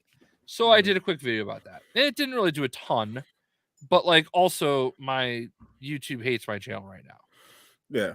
So So yeah, I think the important thing with when it comes to content creation is you should at the end of the day it should be about doing something you care about. Like there's no point in making in rushing to make content right, that you don't care about. But if right. it's something that you're legitimately interested in, then yeah, it definitely helps process a lot because I obviously I because I'm a full-time content creator, I have to be on top of everything. But I'm genuinely passionate about Marvel Spider-Man 2 and superhero stuff. So I love to hear, good news or any news about the stuff. I generally enjoy making those videos and I try to get to a point where I can like streamline everything and like appreciate every part of the process. That's why I've kind of like simplified my editing when I can because I recognize that less is definitely more and it's a matter of putting in I could put in a bunch of cool edits and fart sound effects and everything everything like that some other YouTubers do, But no but one really cares about it. they don't like the stuff that I do when I do put in stuff like I like to just insert like places in the script where I can have like well-timed jokes and clips and Yeah, stuff yeah, like yeah. that for people that people can catch. But other than that, I'm not going to go out of my way because I know at the end of the day, what's going to carry the video is the topic, the thumbnail, the title, and I don't the edit as long as it's structured and everything, as long as the script is structured in such a way that it it doesn't bore the shit out of people, it's gonna be fine. Yeah, and I was just kind of like I even that like weirdo that I responded to that you blocked that we were talking about. Like even that, like it's just like, man, it really doesn't matter what you do. Like somebody's always going to find and come up with their own version of why you suck. And Yeah, I'm like, yeah, and that's why I'm like, yeah. That's why I blocked. That's why I blocked immediately because I've been doing this long enough to recognize yeah, just jealous idiots yeah, and people that are in bad faith. Like I saw he was just like, oh, he could have he should have just refuted. Like, no, there's no point in going back and forth. You're not acting in good faith. You're just a loser who's done nothing with your life, who just saw an opportunity Yeah.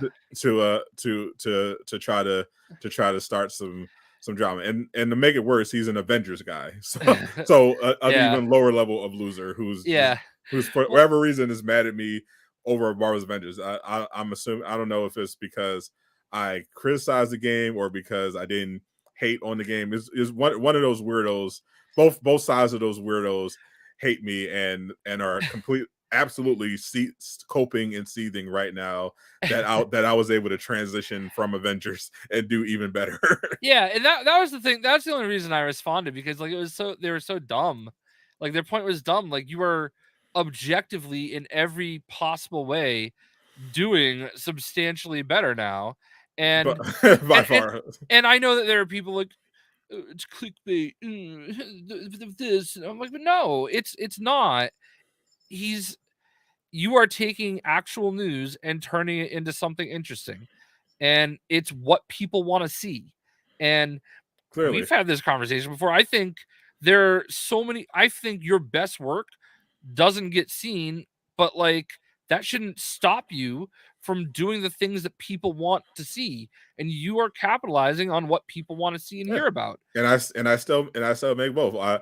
I put a lot more Exactly. I put a lot more time and effort into my perfect game pitch videos where I basically do an entire outline on how I would design a superhero game. And I mean those do well too, but you know they're more slow burn, you know, but they've all eventually, you know, broken 100K views, but they take considerably longer to do than, you know, a quick Spider-Man news or commentary video. But those immediately, you know, will do what they do. But it's like, yeah, it's like people are there. The reason I block out a lot of criticism is because I know it's not from people who actually engage in the videos. Like everyone who screams click. I literally tested this before.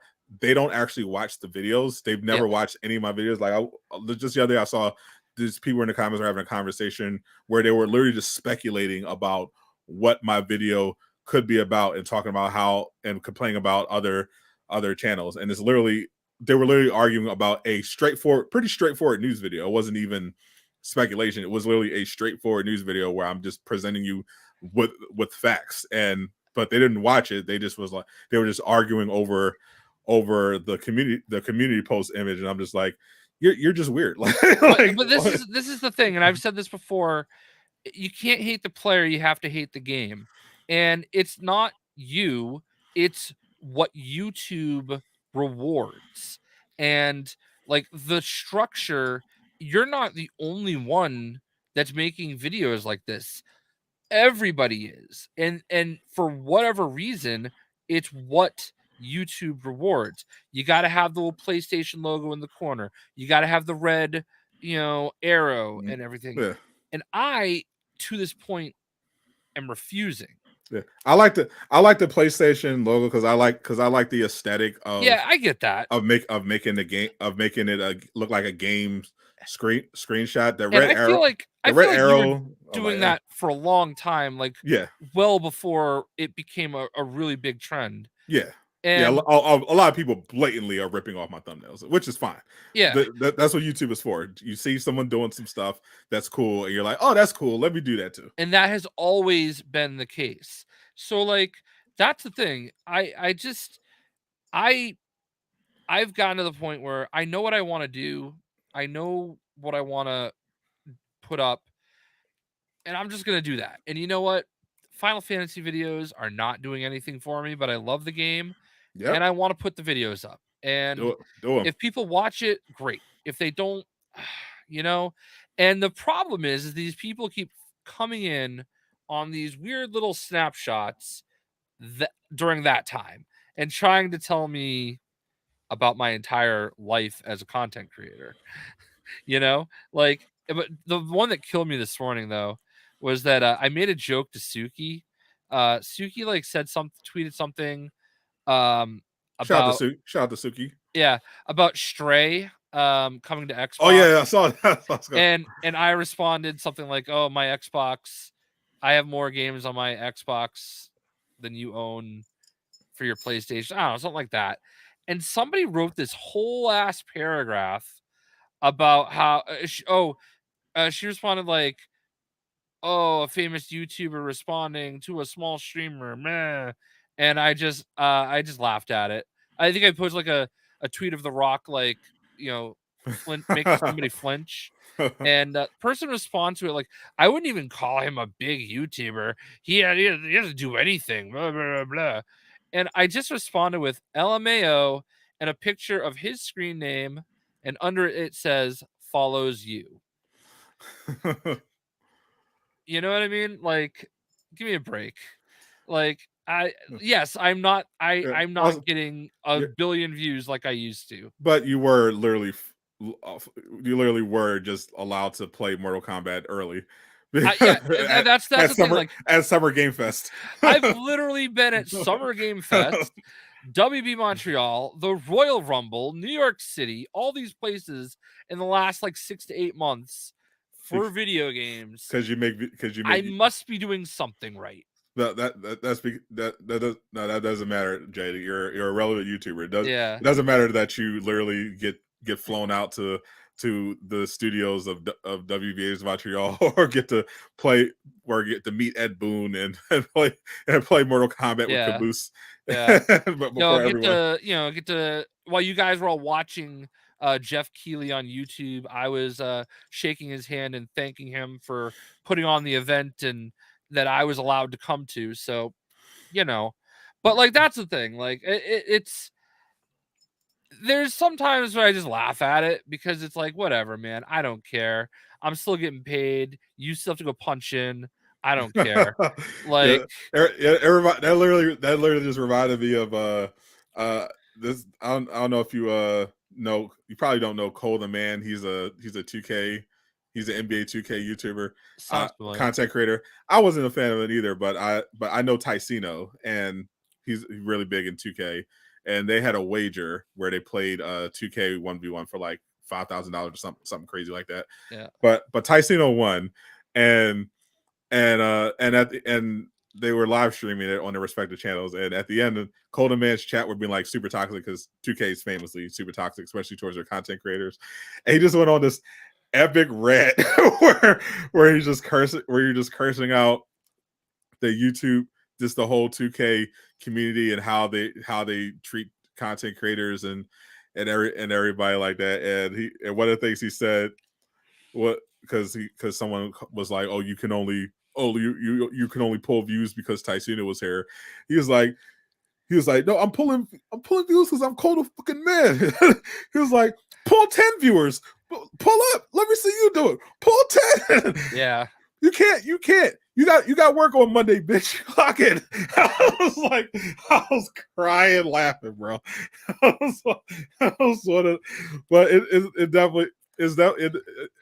As a content creator, it definitely resonated with me though, because there you have those, everyone had those days at some point where you have some hater that's just mad and you especially in my case, because I get a lot of hate comments on YouTube, and I'll check their profile, and almost all the time they have a YouTube channel that they tried to get off the ground that got absolutely nowhere.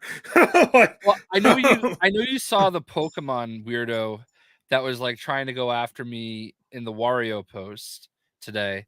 I saw you like a couple of those tweets. Yeah. That was exactly what that guy was. Like, he started like going after me. He's like, "Oh, you 330,000 subscribers, but you don't do anything." I'm like, "Bro, I have like 350 million views. The fuck are you talking about?" Like, I can live with what I've done. And then like he finally like said the wrong thing. So I just Googled his name. This guy has a YouTube channel as old as mine with less than 4,000 views ever. Yeah, like inevitably, like I know I'll see when I post a new video, I'll get the same comments. They're almost like bots, and I'll check their channel, and I'm like, yep, YouTuber with less than a thousand a thousand subscribers. Yeah, I mean, like, look, the scene is very competitive now. It is super competitive. It is hard to stand out. Like a lot, the games that I do really well making content for have not been putting out content lately. So I've just been trying to make do with what I can. I think Then Issa might be onto something. Maybe should be making some Barbie content, Jay. maybe. But then, like, you look at the opportunity I got for Mortal Kombat, and I Yep. put up videos and 70,000, 40,000, 68,000, 11,000. Like, like, I can still do it. I just need the right material. Exactly. And Final Fantasy 16 has not been that. And in your defense, I do a lot because I'm I'm a weirdo with stuff like this. I devour the algorithm, the Yeah, yeah. research, and everything like that. So I noticed a trend of Final Fantasy 16 content in general not doing that well on YouTube. No. It's very big on Twitch, Yep. but it's not that it hasn't resonated that well on YouTube because I notice a lot of channels that are pretty big. They usually do really well with general gaming content. We're doing considerably less, especially on live streams when it came to Final Fantasy. Yep. Like I did, my review of Final Fantasy did pretty decent, but the live streams weren't that spectacular. Like they were, like, I think, like we're talking about like 2,000, 1,300 views on the live stream. Nothing crazy, nothing like what I get. If I did like my Spider-Man remastered streams are doing way better than that. So it's just like, but Final Fantasy, even though it's a new game and I got it early, wasn't doing numbers like that. And I know it's, oh yeah, well, if it's much bigger on Twitch. So it just what happens. It's just weird with the algorithms. Some games, when it comes to gaming, some games do better on YouTube than others. Yeah. That's just it is the way Well, it is. even like Midnight Suns, like my DLC videos, like 3,000 views, 2,500 views for Storm, but those are probably some of the most watched Storm videos. Like, I was literally the first person on YouTube to post her Yeah. ultimate unlock, and the same thing with Deadpool, and the same thing with Yeah. well, like all those DLCs. Yeah, the general issue with Midnight Suns is that it, like, for one, obviously, what part of the reason it didn't initially sell according to expectations is because it's a very niche game, and despite having the Marvel logo game, because the card mechanic thing turned a lot of people off, who have normally casually just tune into anything Marvel. We're just like, not for me, and I think it's actually definitely more fun to play the game than to watch other people play it. So I think that's why I noticed that the videos about that were just like cutscenes for Midnight Suns do a lot better than like actual playthroughs. Like even developer playthroughs weren't doing that well. But then we go back to March when WWE 2K23 came out, and I had my brother do all those John Cena videos. 60,000, 15, 11, 27,000, Hope you paid 9,000, 28,000. Hope you paid your brother well. I got him a copy of the game for free. There you go. So he got the $120 version of the game that he didn't have to buy. There you go. I feel like that's a pretty good reward. Appropriate. All right, I need you to carry for like 3 minutes while I go to the bathroom. I couldn't make it this time. I could always carry, Jay. Yeah. I'm sad the gamer. Need that season 2 pack. Yeah, Midnight Suns. The problem, I love Midnight Suns. Maintain that. I still have not bought any of the DLC. I guess I'm kind of saving it at this point. Like I was just like, oh, I was just like, I was like, oh well. What I was really hoping for is that 2K would finally stop playing and recognize me, because I'm like one of the biggest Marvel channels, and I was hoping they would gift me the season pass, but because Midnight Suns isn't big business, but I could do some stuff with it if I was properly incentivized to do it. But I didn't want to be in a position where I'm dropping $50 on the season pass, because me, I like a good deal.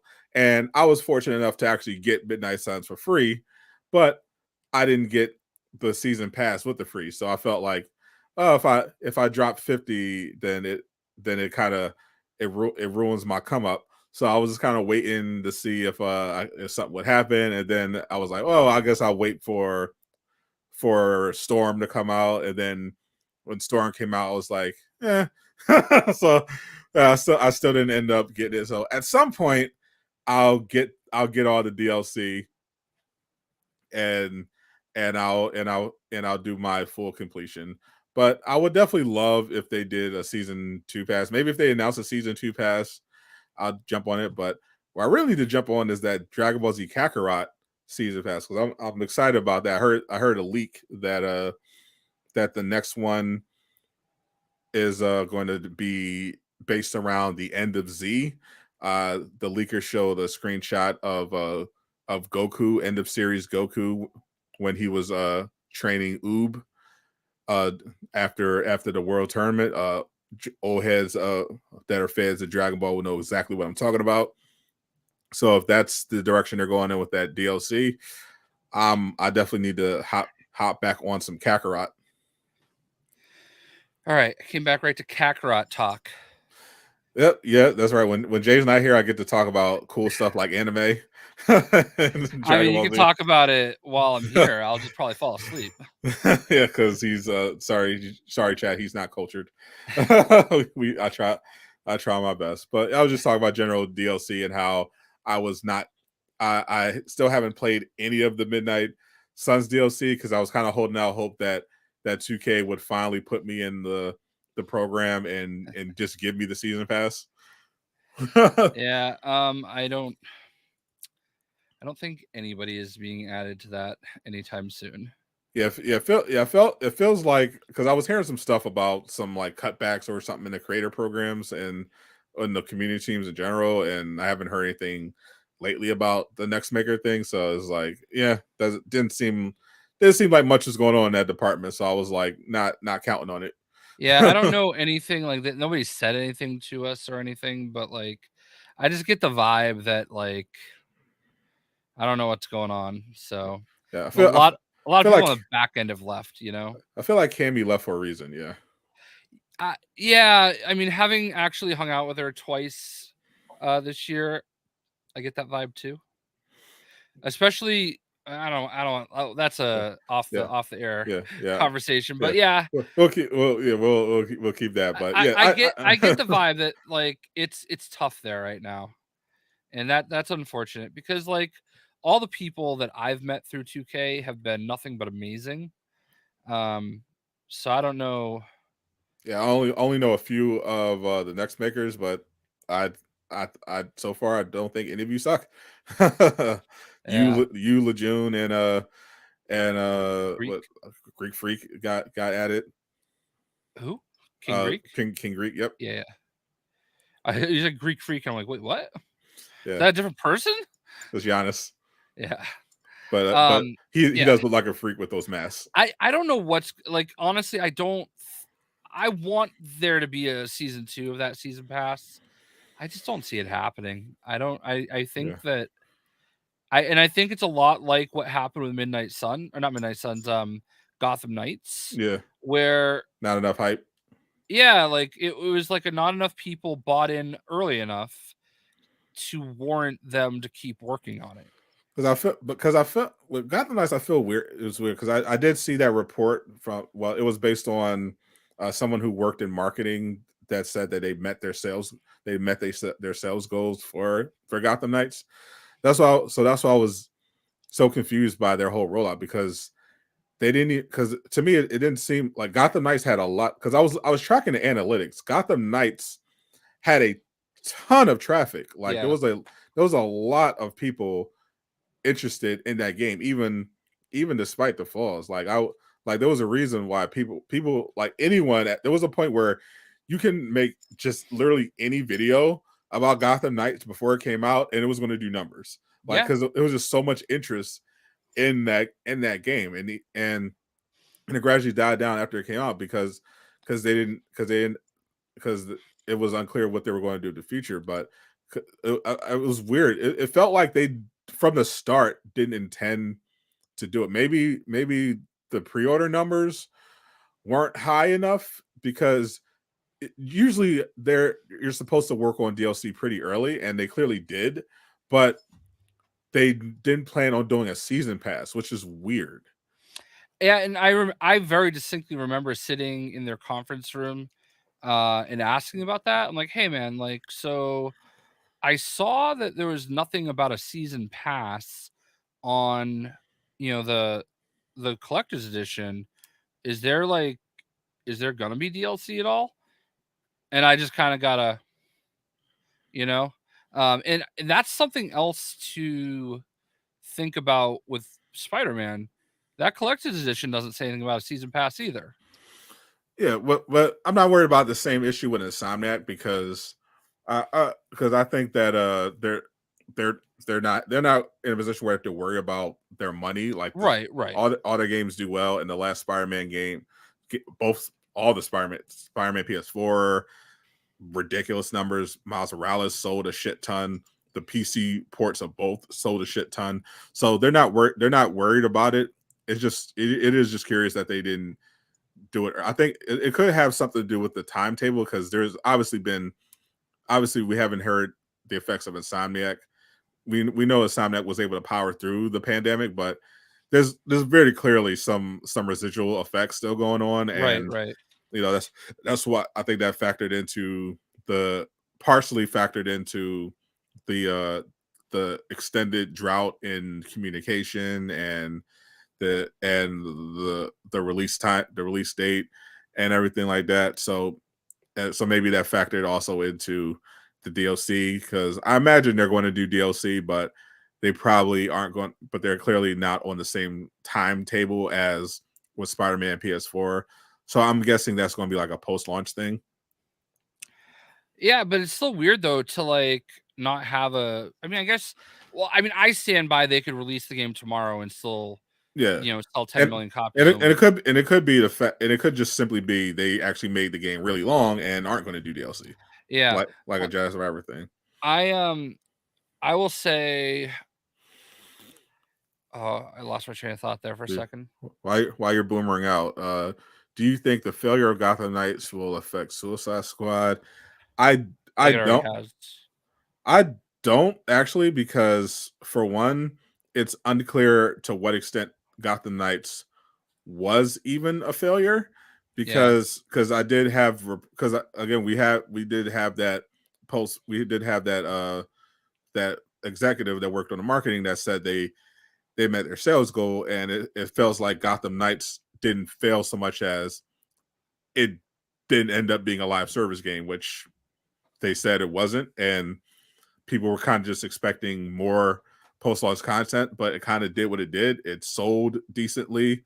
Apparently, it met their sales goal, and it wasn't a home run of a game, but it was by no means a flop. It was one of the best-selling games of the year, and it just left people disappointed though because they were expecting more post-launch content that didn't happen. But I mean, obviously they're different companies, but they're all under WB. I don't think I think they probably are. I think the Suicide Squad delays had more to do with all the instability happening at Rocksteady. They had that game has been in development for quite a long time, and they've clearly had a lot of issues behind the scenes. And, we had the heads of the founders of the studios literally leaving the project before it's even done. That's never a good sign, no matter how people try to spin it. And all the delays show for it. And then they had that state of play presentation that didn't go over well. So when it comes to how one game affects the other, that's usually not really a thing unless it's like something from the same company.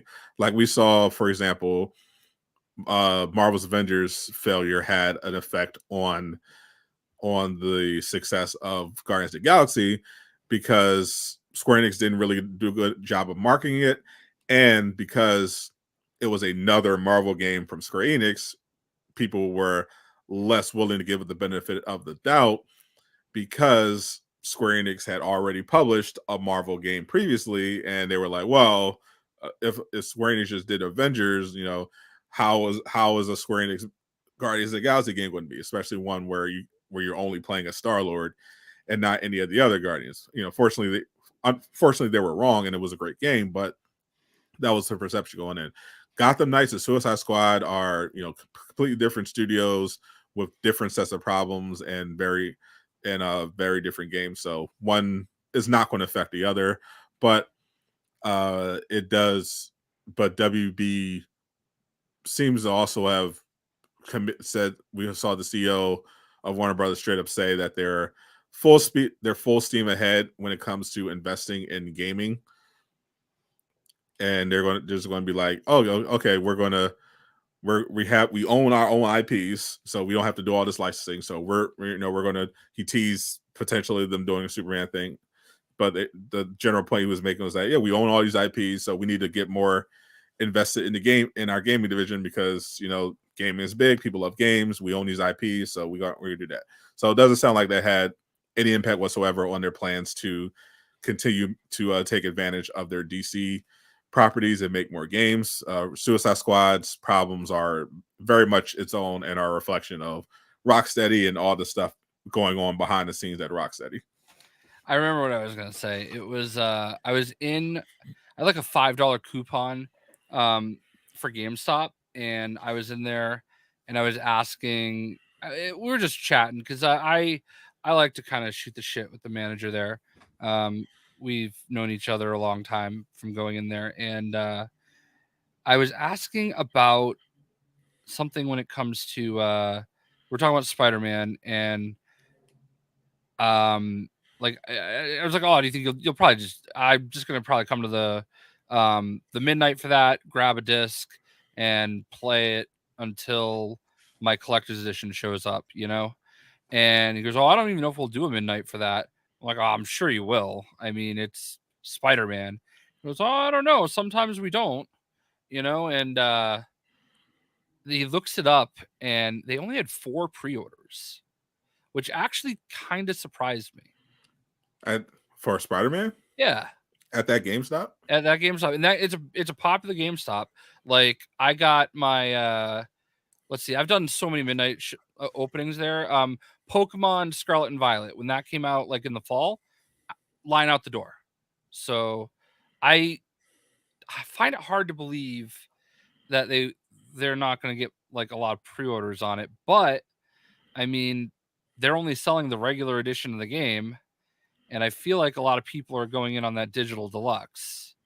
So, oh yeah, for sure. yeah, and digital is definitely the vibe.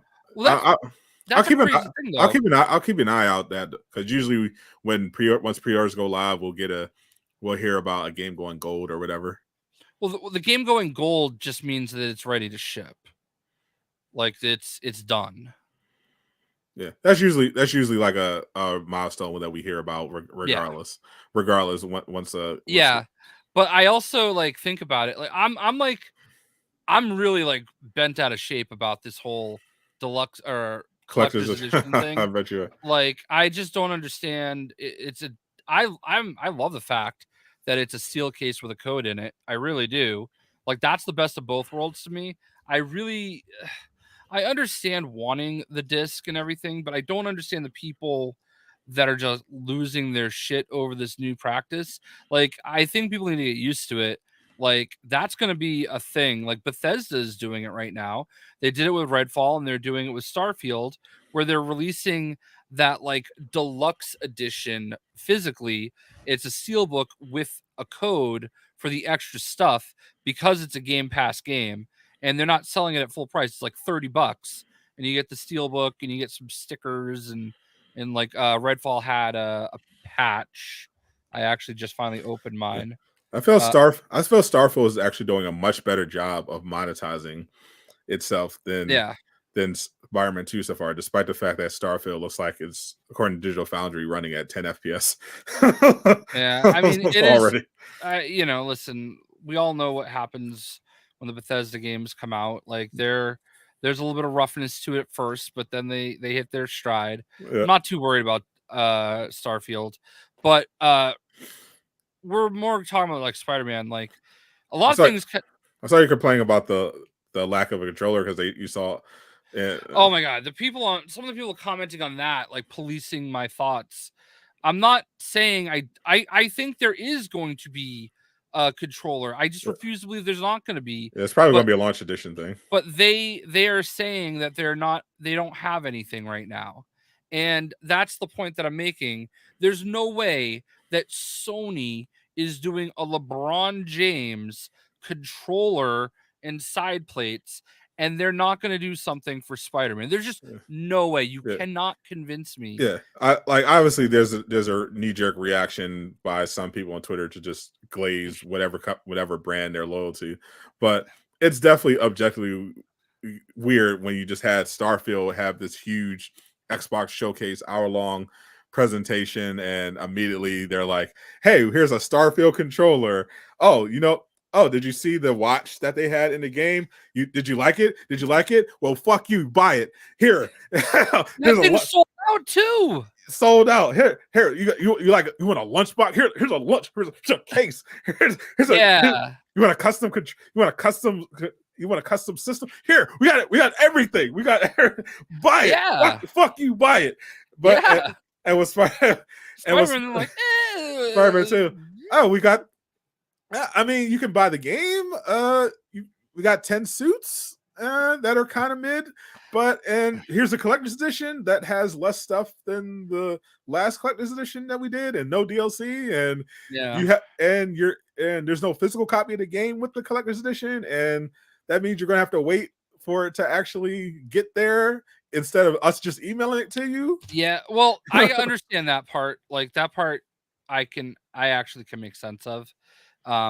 It's a security thing, like, you know what I mean? It's always a security thing, but like that's the thing, and the thing that people don't understand, like there are people that are mad about the disc for like, I want to preserve, but like the game disc is just a license check. You're not playing the game off the disc. Yeah. It's just downloading the game.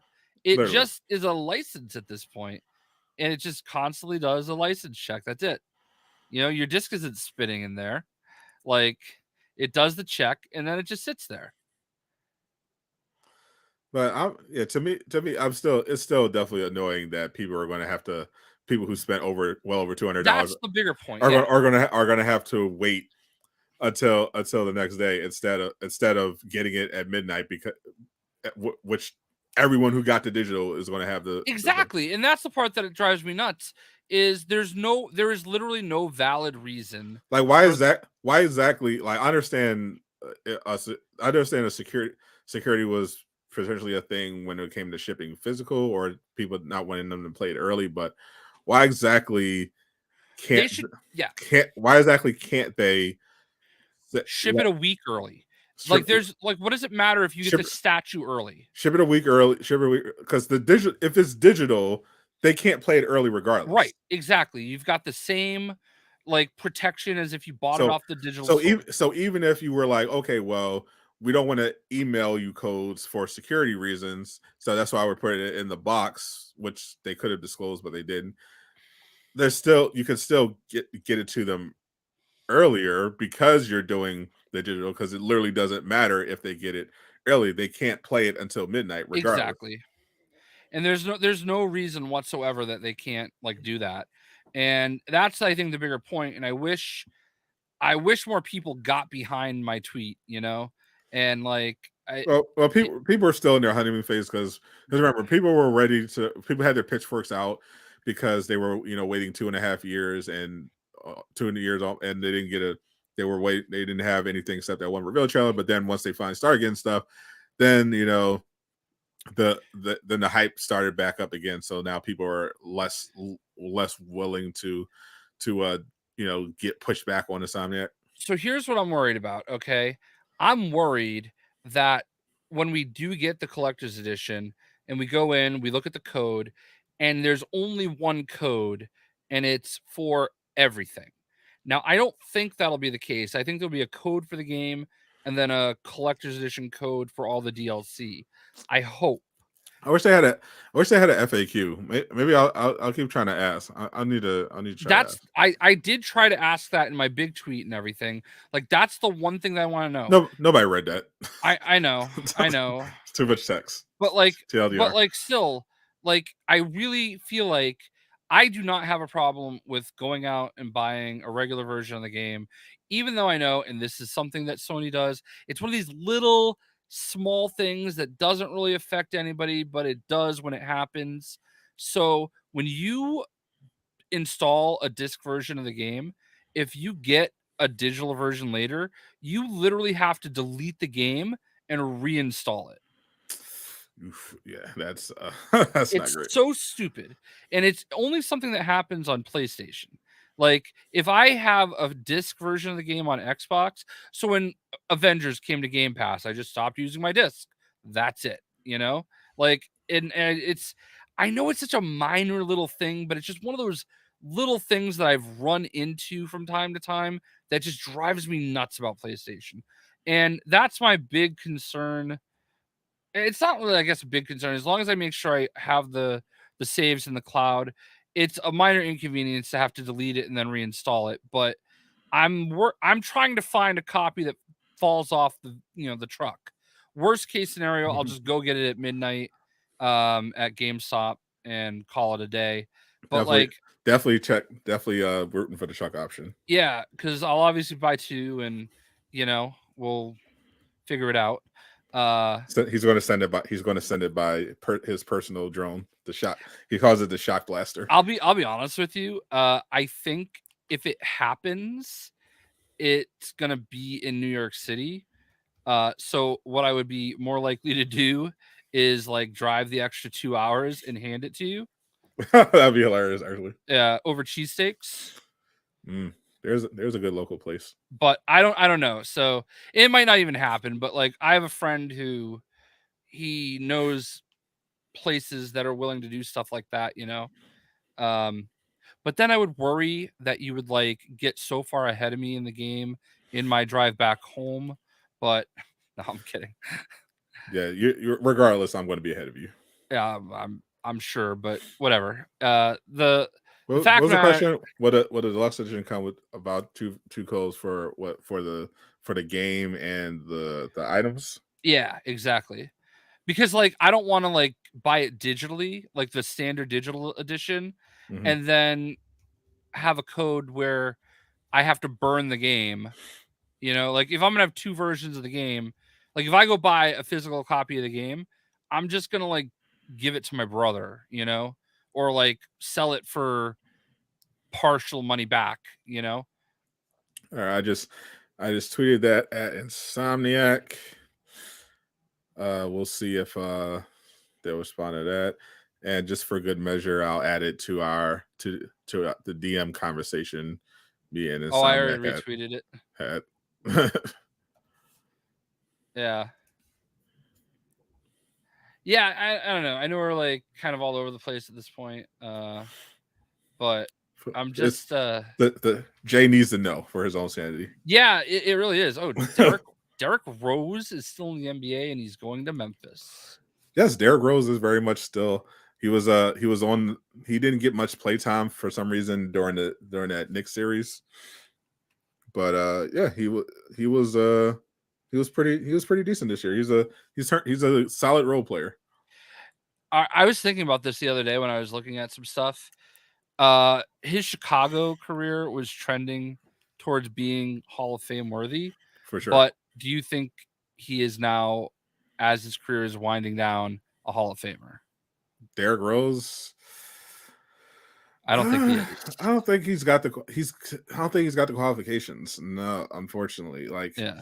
he's got an MVP, but I don't know if you tally up all his numbers, I don't think because you got to factor in, not just the one MVP award is a great point for his consideration. Definitely not first ballot for sure, but because you got to factor in, already how many All-Star appearances, how many All NBA teams did he make? Championships are obviously a big factor, but not necessary. How many total points, assists, and everything like that. So at this point, Rose is definitely not going to get there off of all NBA appearances. So he would have to kind of make his case based on like career points, assists, that sort of thing. And I don't think he's going to get there either. So it just sucks that he started he started off decent. Then he had a Hall of Fame level run, and then his career pretty much just ended in his in his during his prime. And then by the time he got back on the floor, he was just kind of just a role player. It's kind of like his career is kind of like Penny Hardaway's was. Yeah, that's a very good comparison, I think. And I thought Penny was a surefire Hall of Famer, but then he wasn't. Exactly. So and even he didn't have an MVP yet. So it's like he had, but yeah, he had a similar. Grant Hill had a similar thing. Grant Hill was able to put out more, I think, sustained success than Rose, but yeah, he just kept getting interrupted by injury, but he ended up playing a long time and was able to contribute as a valuable role player, even at 37. I remember. Yeah, but it's just tough. Unfortunately, he got cut. The timing of his injuries just was that the wrong possible time. Like similar for Tracy McGrady. I had a Tracy McGrady Magic jersey when I lived in Florida. I got it. There was like one of those outlets, and I got it for like $10. But it was my like pool jersey. Whenever I went swimming, I wore it in the pool. Tracy McGrady. I feel like there were a lot of Tracy McGrady jerseys running around because what a run he had during those Magic years. He's related to somebody else that's Vince Carter. Oh yeah, there it is. They're cousins. Yeah. Imagine. I saw like a story about it. Yeah. It'll randomly pop up in YouTube Shorts. Like my YouTube Shorts algorithm is weird as hell, but one of the constants is that I'll get a recommended a clip of Iman Shumpert doing an interview, and I always watch it because Iman Shumpert tells the best stories. I still haven't listened to his podcast. I've listened to Gilbert Arenas' podcast. I love it, but I haven't listened to Shump's podcast yet. I have to get on that because I always listen to Shump when he's giving an interview with somebody else, but I haven't actually listened to his podcast yet. I just listened to him telling stories. So I would definitely have to get on that because Shump is awesome at storytelling. I love hearing about that from the glory days from the players and just some general insights into what's going on behind the scenes. He was telling a story about apparently he's on a reality show. He's on College Hill, which took me back to when I was a youngster watching BET when BET was still good. I very remember College Hill, 106 in Park, Rap City the Basement. Those hits from the streets. BT was killing it back when I was a kid. I used to love it. I know you stood far away from BET. I mean, like when I was in high school, I watched it a little bit because they had rap videos, and I listened to a lot of rap back then. I thought you'd be more of a TRL guy. I mean, I'd watch a little bit of that from time to time too. Little Crushing Daily. Yeah.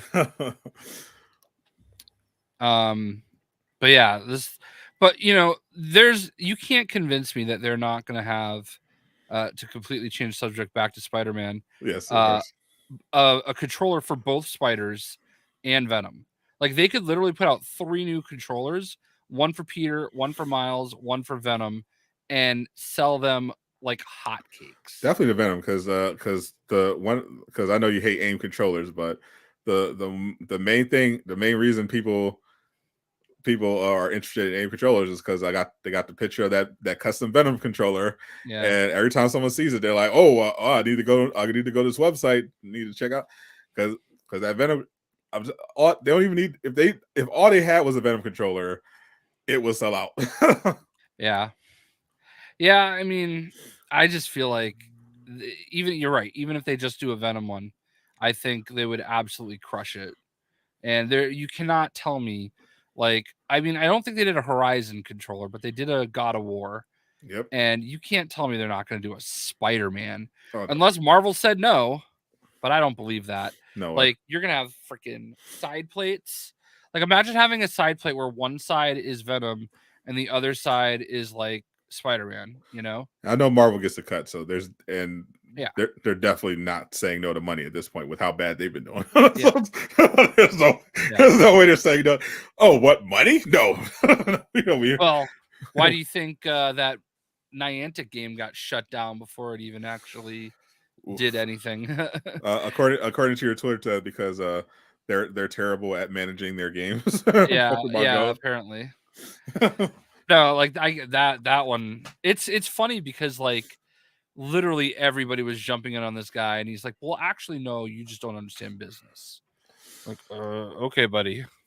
It's always it's always weird to me, the people on social media who will speak with complete, not just confidence but arrogance about a subject they have absolutely zero knowledge on. This guy was clearly like a GameStop manager or something. Like, it's so clear because he's like, look at my profile picture. I was at E3 in 2017 with Nintendo. I'm like, first of all, E3 2017 was the first publicly attended E3, number one. And number two, congratulations on taking a picture with the big statue in the lobby. Like, he's got this picture of him with like Donkey Kong as a rabbit in the background, and it was literally the statue in the lobby when you walk in. Like, you didn't even have to have a ticket to get a picture with that thing. Jay just blew up his whole spot. Yeah, like, congratulations, I was at that E3 too. Incorrect. Not only was Jay Shockblast there, Spider-Man PS4 was there, and that's when we got that world premiere of that very famous demo. So, wait, I bet I can present. How do I put a picture on the screen? Hit present, or yeah, you hit present, and then you can add a slide. You have the slide, and you can upload it. And okay, hold on. I'm teaching Boomer Jay how to technology. Yeah, I mean, like, I'm pretty good at this stuff. I just haven't done it yet for this. Oh wait, it's asking me to put a. Is it looking for a video file? All files. There we go. Yeah, Spider-Man. Where is it? They had a sick booth at E3. Maybe you're definitely thinking of another year, Elijah, because 2017 was lit as fuck. Yeah. 2017 went crazy. All right, I double clicked. Why am I not seeing it? I see yours. Yep. Where's mine? Did you I don't see yours. Invalid file type. Good job, Jay. Jesus Christ. All right. Let's just do this. I can share my screen. Yeah, share your screen, Jay. That's faster. All right, let me open the files first. Bear with him, chat. He was born in 1920. 1980. 1880. All right, hold on. Share screen. And did he do it? I don't see it. I still don't see it on the bottom. So there we go. He did it. There it is. That was the setup for it that year. So it was pretty sick. There was also that is dope as fuck.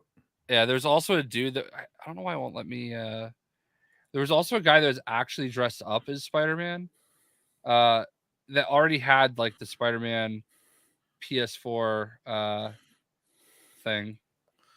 I took a pretty cool picture of the suit. All right, here it is. Let's blow that up. So y'all both. That's right. You and Jay are the same age. So you both saw you both saw Kennedy get assassinated live. That's been an amazing experience. Yeah, there it is right there. You got that sweet. He had the Insomniac Spider-Man Nice. logo. I see Miguel right there. Yeah, and that was they gave that away.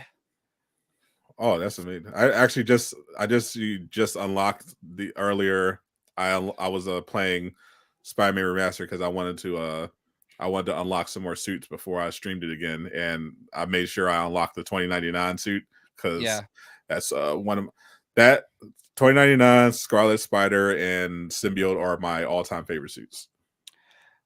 You know what suit I really liked in that game? I liked the fuck what was it called?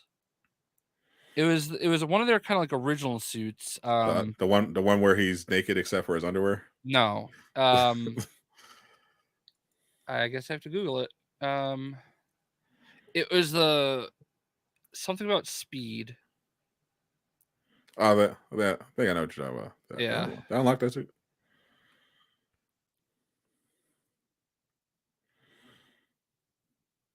Yeah, they had some really good suits. I'm wondering how many of the suits from the previous games they're going to include in Spider-Man 2 versus new ones, because I think there's definitely a balancing act that needs to be had, since you're going to have both Miles and Peter.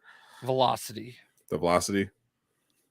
And because people are going to expect some of their favorite suits from the Miles Morales game to be in there for Miles, same for Peter. They're going to expect MCU suits, Spider-Verse suits. So obviously, I don't think Insomniac's going to have room for everything. Well, right. I mean, we'll see. They are on the power of the PS5, so maybe they'll be able to push it. Well, remember when they tried to say that they couldn't like add the new suits? Yeah, because to of the PS4. Yeah, because of the memory of PS4. So, well, now it's exclusively on PS5, so maybe they'll be able to have all the suits from the previous games plus the new ones. Yeah, because we don't know how many new ones they're going to add. I mean, we know so far the symbiote is going to be literally part of the game. It's going to not just be its own suit; it's going to have its own skill tree, and we know they have new base suits. You know, a new advanced suit for Miles, a new advanced suit for Peter, a new base suit for Miles, plus the early pre-order unlocks the Shadow Spider and the Arachnite, and then then Miles and Peter each have those deluxe edition suits that have the color, the 5 each that have the color variants. So I expect they'll add some new stuff from the comics, mix in with eventually probably some movie stuff that they didn't add yet from the MCU, maybe from Sony. You know what I hope? I hope they don't have a single Raimi suit. I actually want this. I hope, out of spite, because of Spider-Man PS4, I hope they bring back every suit and add the new ones, but don't have any Raimi. Like, not even the old Raimi. None. I hope they have the TASM 1, the TASM 2, all the MCU ones, plus the new ones, the Spider-Verse suits. Not a single Raimi suit. Not one. I think the Raimi suit people and the Molina people from Mortal Kombat are some of the worst people in gaming. Absolutely. But nobody is worse than the my eyes hurt at 30 frames per second. Oh, they're still officially the worst. Yeah, there are definitely some pretty terrible people in gaming, but they're definitely those people are definitely up. There are a lot of terrible people. So because we have to have that caveat, because you have the Call of Duty lobby people, pretty much every fighting game in Call of Duty lobby people. You have the 60 the 30 FPS hurts my eyes people, the Tobey Maguire fans, the Melania fans. You have like, there's a reason why subgenres of terrible people. Like, make no mistake about it, they showed 6 characters, maybe 7 characters in the first Mortal Kombat trailer, and there is a reason why Molina was one of them. Yeah, because they didn't want to deal with their shit. They just did not want to deal with it. We definitely have to give an honorable mention to the console warriors Oh God. both sides are Yeah. fucking Let me. insufferable. We haven't even like touched on this FTC thing going Oh on right now. Jesus It Christ! is there's so many things takeaways from it. Number one, it exposes the fact that I wouldn't hire any of those people that work for the FTC to be a greeter at Walmart. Like they are absolutely fucking inept in every possible way. Like asking some of the stupidest questions. Like they are absolute true boomers with some of these questions. But Yeah, also it just exposes how phony it all is, you know? Like I, I think Jim Ryan out of like the gaming industry is coming out of it looking the worst, because he's the one that made this big deal of, oh, Sony won't even make it. I don't even know if Sony can make it if this deal goes through. Meanwhile, emails come out showing him basically laughing, like they're not even doing this for the gaming. This really doesn't even matter. Like we're like as far as consoles are concerned, this doesn't matter at all. You know, like we've got a lot of cool stuff. We're fine. They were more worried about the mobile side. It was more of a grab after mobile and cloud.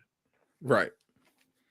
Yeah, And to be fair, mobile gaming is where like all the money is, and like they're getting Candy Crush out of this. and cloud gaming is going to be big at some point. They're predicting. So yeah, Yeah, I got a press release today is the 1 year anniversary of that Samsung gaming hub, and I tried that at Summer Game Fest, and it's insane. I can't use it like it's not something I would use right now myself because I have the consoles.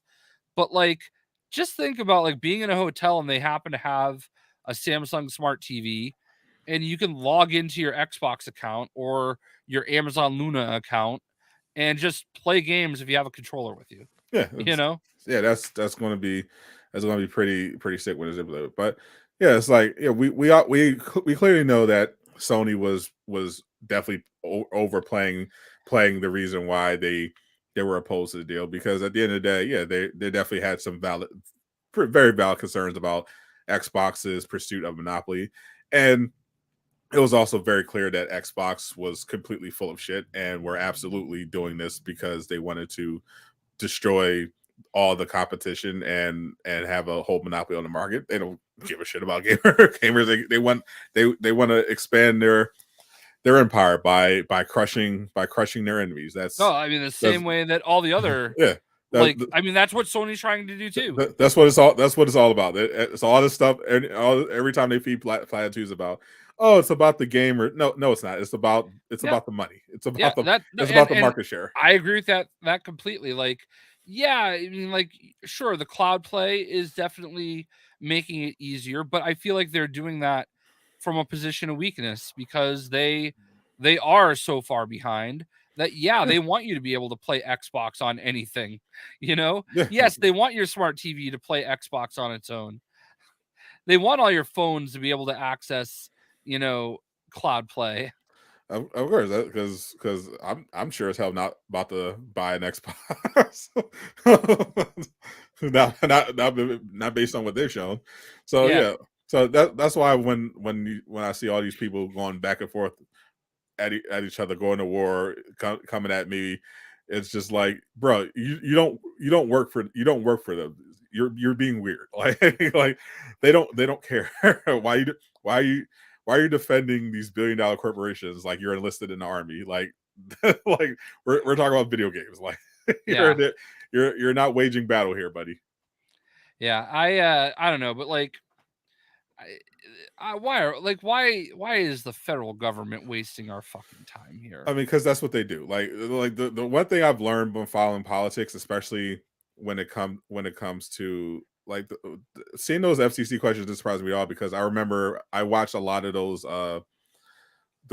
congressional those depositions where they basically bring in, like, whenever there's an oopsie with a big tech, they'll bring in the CEOs for this sham dog and pony show where politicians basically just try to grandstand to their base to get some sound bites and drive donations, and they'll you have, and then the others will ask the stupidest questions that shows that they have no idea what they're talking about. They don't know anything about technology, because the reality is a lot of these people, politicians, they're interns, their aides are 20 somethings that do pretty much most of the work. Most of the work. These Yeah. people don't know. These people don't know anything. These FCC is full of useless bureaucrats that that don't that are just There, a lot of them are career politicians, or were hired because they're a friend of a friend, or know somebody, and they have no qualifications to be in these positions. They don't know anything about the intricacies of any of this tech. So they're absolutely the wrong people to be asking about, oh, should Microsoft have this monopoly, be able to buy this? Would this be antitrust? Obviously, there should be a limit to what Xbox is allowed to acquire. Like Activision Blizzard, this whole thing is nonsense. But it's we're probably not going to get anyone that's going to have a really clear idea on this weighing in. So it's really just going to come down to politics on whether or not this thing's gets passed or not. Yeah, I've never understood this whole monopoly thing though. It's not like they're buying the entire video game industry. Well, the problem with the monopoly is that the what we're concerned about is that if one of these companies get a big enough market share, then, Like Sony PlayStation. well, no, because the way it is right now is, if you're a gamer, you don't have to go to Sony unless you want these specific first party games. Like, and there's a lot of room in gaming. Like, a lot of people don't care about God of War or Horizon. You have, Spider-Man fans will, bite the bullet to get in on that, but it's the barrier for entry isn't that big a deal. There are a lot of people who don't bother with consoles at all. You have PC gamers. PC gaming has gotten pretty large, and most major releases are getting PC ports anyway, so it doesn't matter. And then you have people who are just only care about Nintendo games, and they're fine with their Switch and whatever. So kind of everyone can kind of have what they want. Like, PlayStation players can kind of get the best of both worlds. They get the benefits of the PlayStation exclusives, plus most other major releases are multi-platform, so they get to play those too. PC players are right there because they get exclusive PC titles, but they also get big AAA games, including PlayStation exclusives now. So they don't really have an incentive to buy a console either. So it really is kind of just Xbox fans that are like last out. But even they have people that really do love Xbox can have fun, because they get the multi-platform stuff. They may like some of the first party Xbox stuff, but they have Game Pass, so they have that service at the very least. So kind of all gamers kind of have their thing. What we don't want is where one person is where we don't want basically what happened with NBA Live to happen on a level of between Sony and Microsoft. Like, NBA Live was the best basketball game simulation on the market, but it wasn't the only one. You had if you wanted the simulation basketball game, you went to EA, you got NBA Live, but you also had some other options. You had NBA Street, you had some other various basketball games launched on different titles. It was fine, but then Dreamcast came out and it introduced NBA 2K, and NBA 2K tried to get into football to try to get in on Madden's territory, and they use NBA to get in on NBA Live's territory, and the football fizzled, wasn't able to compete with Madden, but NBA 2K was able to compete with NBA Live, and at one point they were both the best basketball games on the market. It was basically Xbox versus PlayStation. You had NBA Live, it was very established, very big, but you had 2K as the next front runner that was doing really interesting stuff, and gamers had a choice. If you were love basketball simulations, you could go either way and be happy. But then NBA Live fell off and got to a point where EA stopped releasing them all together, and that left 2K as the only game in town. They were the only simulation basketball game on the market, releasing every year, and which effectively gave them a monopoly on the market. And because of that, we saw the quality of 2K fluctuate drastically and ultimately consistently get to a point where it's just dropping year by year, because when you have a monopoly, you don't have to try that hard. You don't have to listen to your customers, because it's like, where are you going to go? Like, the content creators need this because it's their job, and we don't make it easy for it. We make it so that they still have to spend a lot of money on the game if they want to get involved. And the people who just love basketball games, they're going to buy it every year because they got to have those roster updates. So it's just like, we can cut corners here. We can charge you more for less, and you're not going to really do anything because we don't have a competitor that's threatening us. Yeah, but that's the case for all the sports games. And that's why a lot of people hate them. That's why a lot of people hate Madden. They say Madden's awful. FIFA, they say they're awful. They're the only game. Well, they're the only game in town. But then you have a company like Sony that is the only one making MLB baseball games, and it got to the point where MLB had to step in and say, well, if you want to keep this license, you got to release it on Xbox too. So I think that's actually a more apt comparison for what you're looking for. But I still don't see how. That's the thing. 2K comes out on all platforms, but they don't have anybody else to compete with them in terms of another basketball game, because when NBA Live was still putting out games every year and we're still good, 2K was like, okay, how are we going to innovate this year? We got to step up, because if our game falls off, they're going to go play NBA Live. So we can't have that. What can we add this year to blow them away? And if we don't have that hunger disappears because you don't need it. Well, we used to have it with baseball too. There used to be MVP on EA, and then there was the 2K game, which was awful. And then it went over to Sony, and they Santa Monica, I think Santa Monica does the baseball game, and it was you could only get MLB the Show, and it was only on PlayStation, which sucks. And I think that's more of what but I guess this comes back to, how is buying Activision creating a monopoly? It's not. Well, it's not necessarily in terms of. Well, I guess they're concerned. What they publicly say. I remember one of the things they complained about was Call of Duty. They were concerned.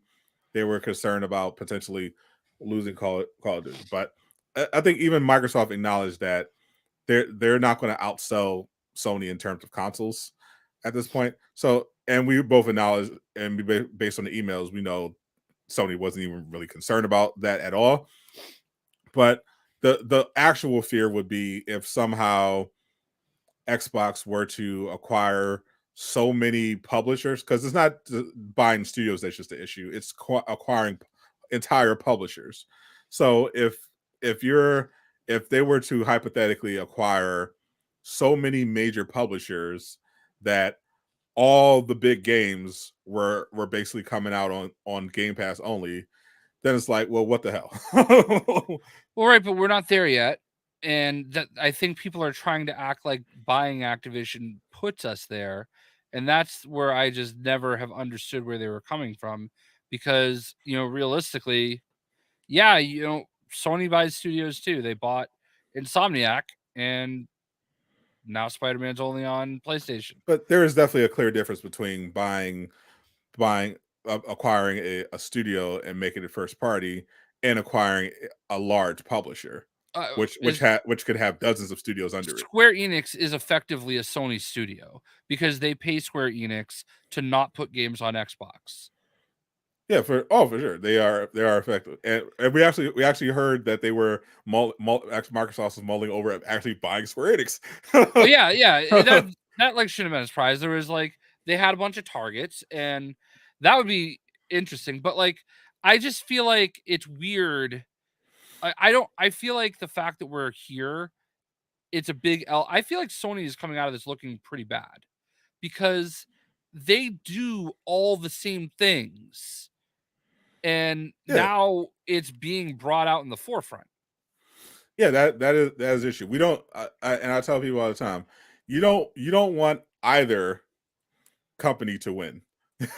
Yeah, you want them to keep Ultimately, fighting. you want this to be a battle constantly. You don't want Sony to be the actual only game in town, and you don't want Microsoft to be actually only game in town, because every time there's a monopoly, the people inevitably suffer, because then there's no accountability. The market is what keeps everything. The market is what keeps everyone honest, and if there's no market challenge to Sony or Microsoft, then if you all your complaints about games, you might as well tell it to the wall, because it doesn't matter if if they have no competition to push them, and you have nowhere else to put your money or take your time. That's why you don't want either to win. Actually, you want them all to just be perpetually fighting and pushing each other to do better. Yes. Yeah, so I will make fun of. I'll occasionally make fun of Xbox, because I think it's fun, and I think Xbox players are insufferable. At least the ones that come into my channel and complain. They complain. I don't even consider you an Xbox player, because I literally have everything. he has everything. But I do definitely notice that, it is just my personal experience, but I can sit here and criticize Sony for doing something, and nobody cares. But if I say somebody about Xbox, if I say anything about Xbox, immediately there's going to be an Xbox fanboy and be like, Sony, and it's just like, bro. Yeah.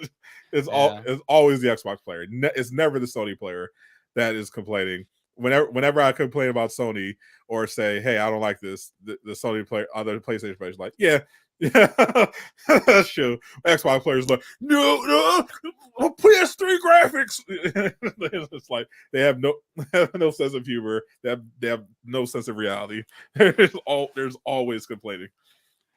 Eh. Cannot take a joke. Jay I Shockbash is the only Xbox player I know that can take a joke. Yeah. I listen, I just prefer playing on Xbox. I just do, for like so many reasons. Some of them are minor, like streamer things that like aren't going to affect other people, like I can't plug a headset into the PlayStation without it muting HDMI out. What the fuck? Yeah, Like, I absolutely, know that absolutely there are fine. workarounds, but like, Yeah, just what the fuck? I intentionally don't do the workaround, so I have to use these headphones when I'm gaming instead of my actual gaming headphones, because I don't feel like doing, because the workarounds that exist require me to buy stuff, and even then the workarounds don't always work. It's a pain in the ass. Yeah, Yeah, I don't, and I just don't bother. it's little things like that. It's like little things like the cloud and like how it's not automatic. Like I love that about Xbox. Like my save, I'm never worried about it unless we don't have internet, I guess. But like that's so rare, you know? Like the cloud, it's just I never even think about my save. And then on PlayStation, it's like a nightmare sometimes. If you like when you upgraded from PS4 to PS5, some of the nonsense you had to do to get your game save from Marvel's Avengers to Marvel's Avengers, like I did nothing on Xbox. I just plugged it in and it just worked. see, So like see, Jay's the only one. They should have Jay out on their marketing team for Xbox, because he's the only one that makes Xbox sound actually playable. I'm very, very excited. Somebody on their marketing team or like they're like some in their influencer market like team just followed me on Twitter yesterday. I don't know what it's about. I don't know why.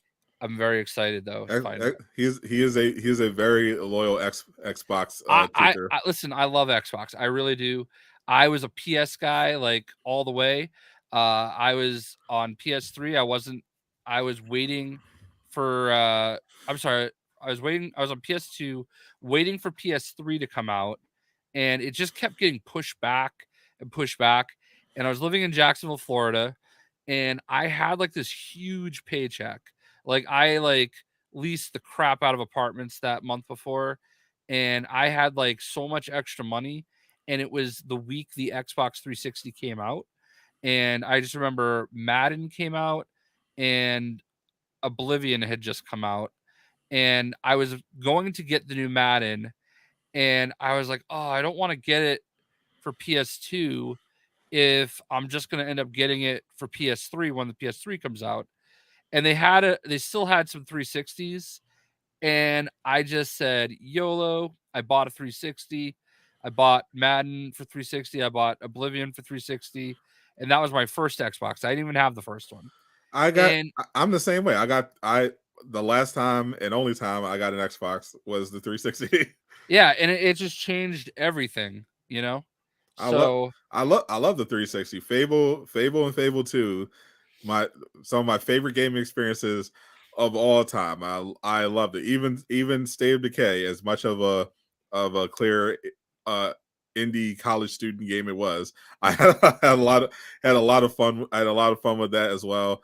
I really thought about which one to get, an Xbox or a PS5, and I just looked at the games Microsoft was coming out, or the lack thereof, and I was like, I can't do it. yeah, so I had I like didn't I have remember I didn't have Jay's Shock Blast Bucks at the time, so I didn't get both. I didn't get a PS3 until that's the crazy thing. I didn't end up getting a PS3 until DC Universe Online came out. Ooh. So that was the game that finally made me say, "All right, I'm going to get a PS3." So, and that was like years later. So, yeah, it's crazy. And it's funny because like I lived in Seattle for a little bit, and the girl I was with at the time worked for the PR company for Xbox, and it was right when the original Xbox was coming out. So like I would see all these things about Halo and like all these games in the system and everything like all the time back then as I was playing my PlayStation on our TV in the living room. Right. So, it was just kind of funny. And then I never ended up getting one. Of course. Yeah. The reason I would get Xbox is if I'm thinking of getting in. Starfield would be the only way I could justify getting an Xbox as a content creator. So I was thinking, like, would it be worth it to try to get into the early access Starfield creator program, then buy just so I could then buy an Xbox to justify it? Justify it? I don't know. I mean, I don't know. Because what even is coming out this year besides Starfield? I don't even know. Like, because honestly, everything I play is multi-platform. So, for the most part, other than Spider-Man, Yeah. So I don't even really like think about it. I'll be playing more. So I'll be potentially playing Mortal Kombat on Xbox instead. If I wanted to get Mortal Kombat. Yeah, I don't know if that'll be on Game Pass because they're WB. Yeah, Game Pass game. Yeah, I gotta say, because I have no interest in Halo. I have even less interest in Forza. I just don't do racing I games don't do anymore. racing games either. No. I just got 400 days of Xbox Game Pass Plus Ultimate, whatever it is, for $80. That's pretty dope. 400 days. That's more than a year. Yeah. Well, because I bought like 8. They were basically the 90-day cards for just regular Xbox Live, and then they convert it to like a certain amount of like I think it's like a half conversion rate to Game Pass. So I bought 8 codes and it came out to like 400 days. And it was $80. That would normally cost like $15 a month. So that would normally cost like probably $180. Jay finessing the system. Yeah. I've never, up until this year on PS Plus, I had never paid full price for any of those Xbox Live, PlayStation Plus, any of that. Like probably in over a decade. The And J-Shock then Blast discount. I auto renewed on PS Plus this year, like a fucking noob. Tough. Yeah. I just pay my PlayStation Premium and move on. Yeah. Well, I mean, I go to like the site Slick Deals, and I'm always looking for deals. And whenever I see it's good, after I did that, I went and I bought I ended up getting PS Plus for like $40. Slick deals. I got it. Yeah, keep that. Definitely follow that chat. You got a you just got a J-Shock Blast tip. Slick deals. Yeah, Slick Deals, I think it's .net. Yeah, I found it. I know how Google works. So I found it. Yeah. I go there like basically every day, and just sometimes there's stuff like I just got these monsters that I like for $1.43 a can, which they're normally like $3 in the store. I just don't get Monster, but yeah. You're in the Monster. I like the strawberry one, and I have one a day. It's maybe not even one a day. I have one when I feel like it. Yeah, I try to limit my drink intake to water and Zevia. Yeah, well, I'm trying to kick soda, and I drink at least one of these. I kicked soda years ago. One of the best decisions I made. Yeah. I've definitely gotten some really good deals from this site. They have like a video game section, and I'll have to check it out because I do enjoy a good deal. I have honey and I never use it. Yeah, I don't use that either. But oh yeah, I got a $80 Xbox gift card. I'm sorry, $100 Xbox gift card for $80. It's literally $20 of free money. Oh, nice. I think we could wrap it up for the week. Jay already had his pee break. Yeah. And hey, listen, first show in a while that I've had to take a pee break. Firstly, we didn't get another surprise cameo from Casual Avenger. He was just too deep in that deep dish, but hopefully next week we'll be back. We'll be back at it, and we'll also work on finding a guest. Appreciate everyone for hanging out as usual. Eastwood, now with Flo, Cap Taylor, last of understanding, Roderick, Doom even was here for a little bit. Marquis, appreciate all you guys for the support in the Aftershow Podcast. Make sure you subscribe if you haven't already. Help us get to 500 subscribers because YouTube lowered the monetization requirements, so we can get some extra perks if we hit 500 subscribers. So help us get there. We'll see you next week, assuming Jay Shockblast doesn't fall asleep again. I'm not the gamer. That was you liar. Don't try to whitewash history, Jay. Yeah. You can't use that excuse every time. Yes, I can. Say the line. I'm Casual Avenger. Zip it up and zip it out.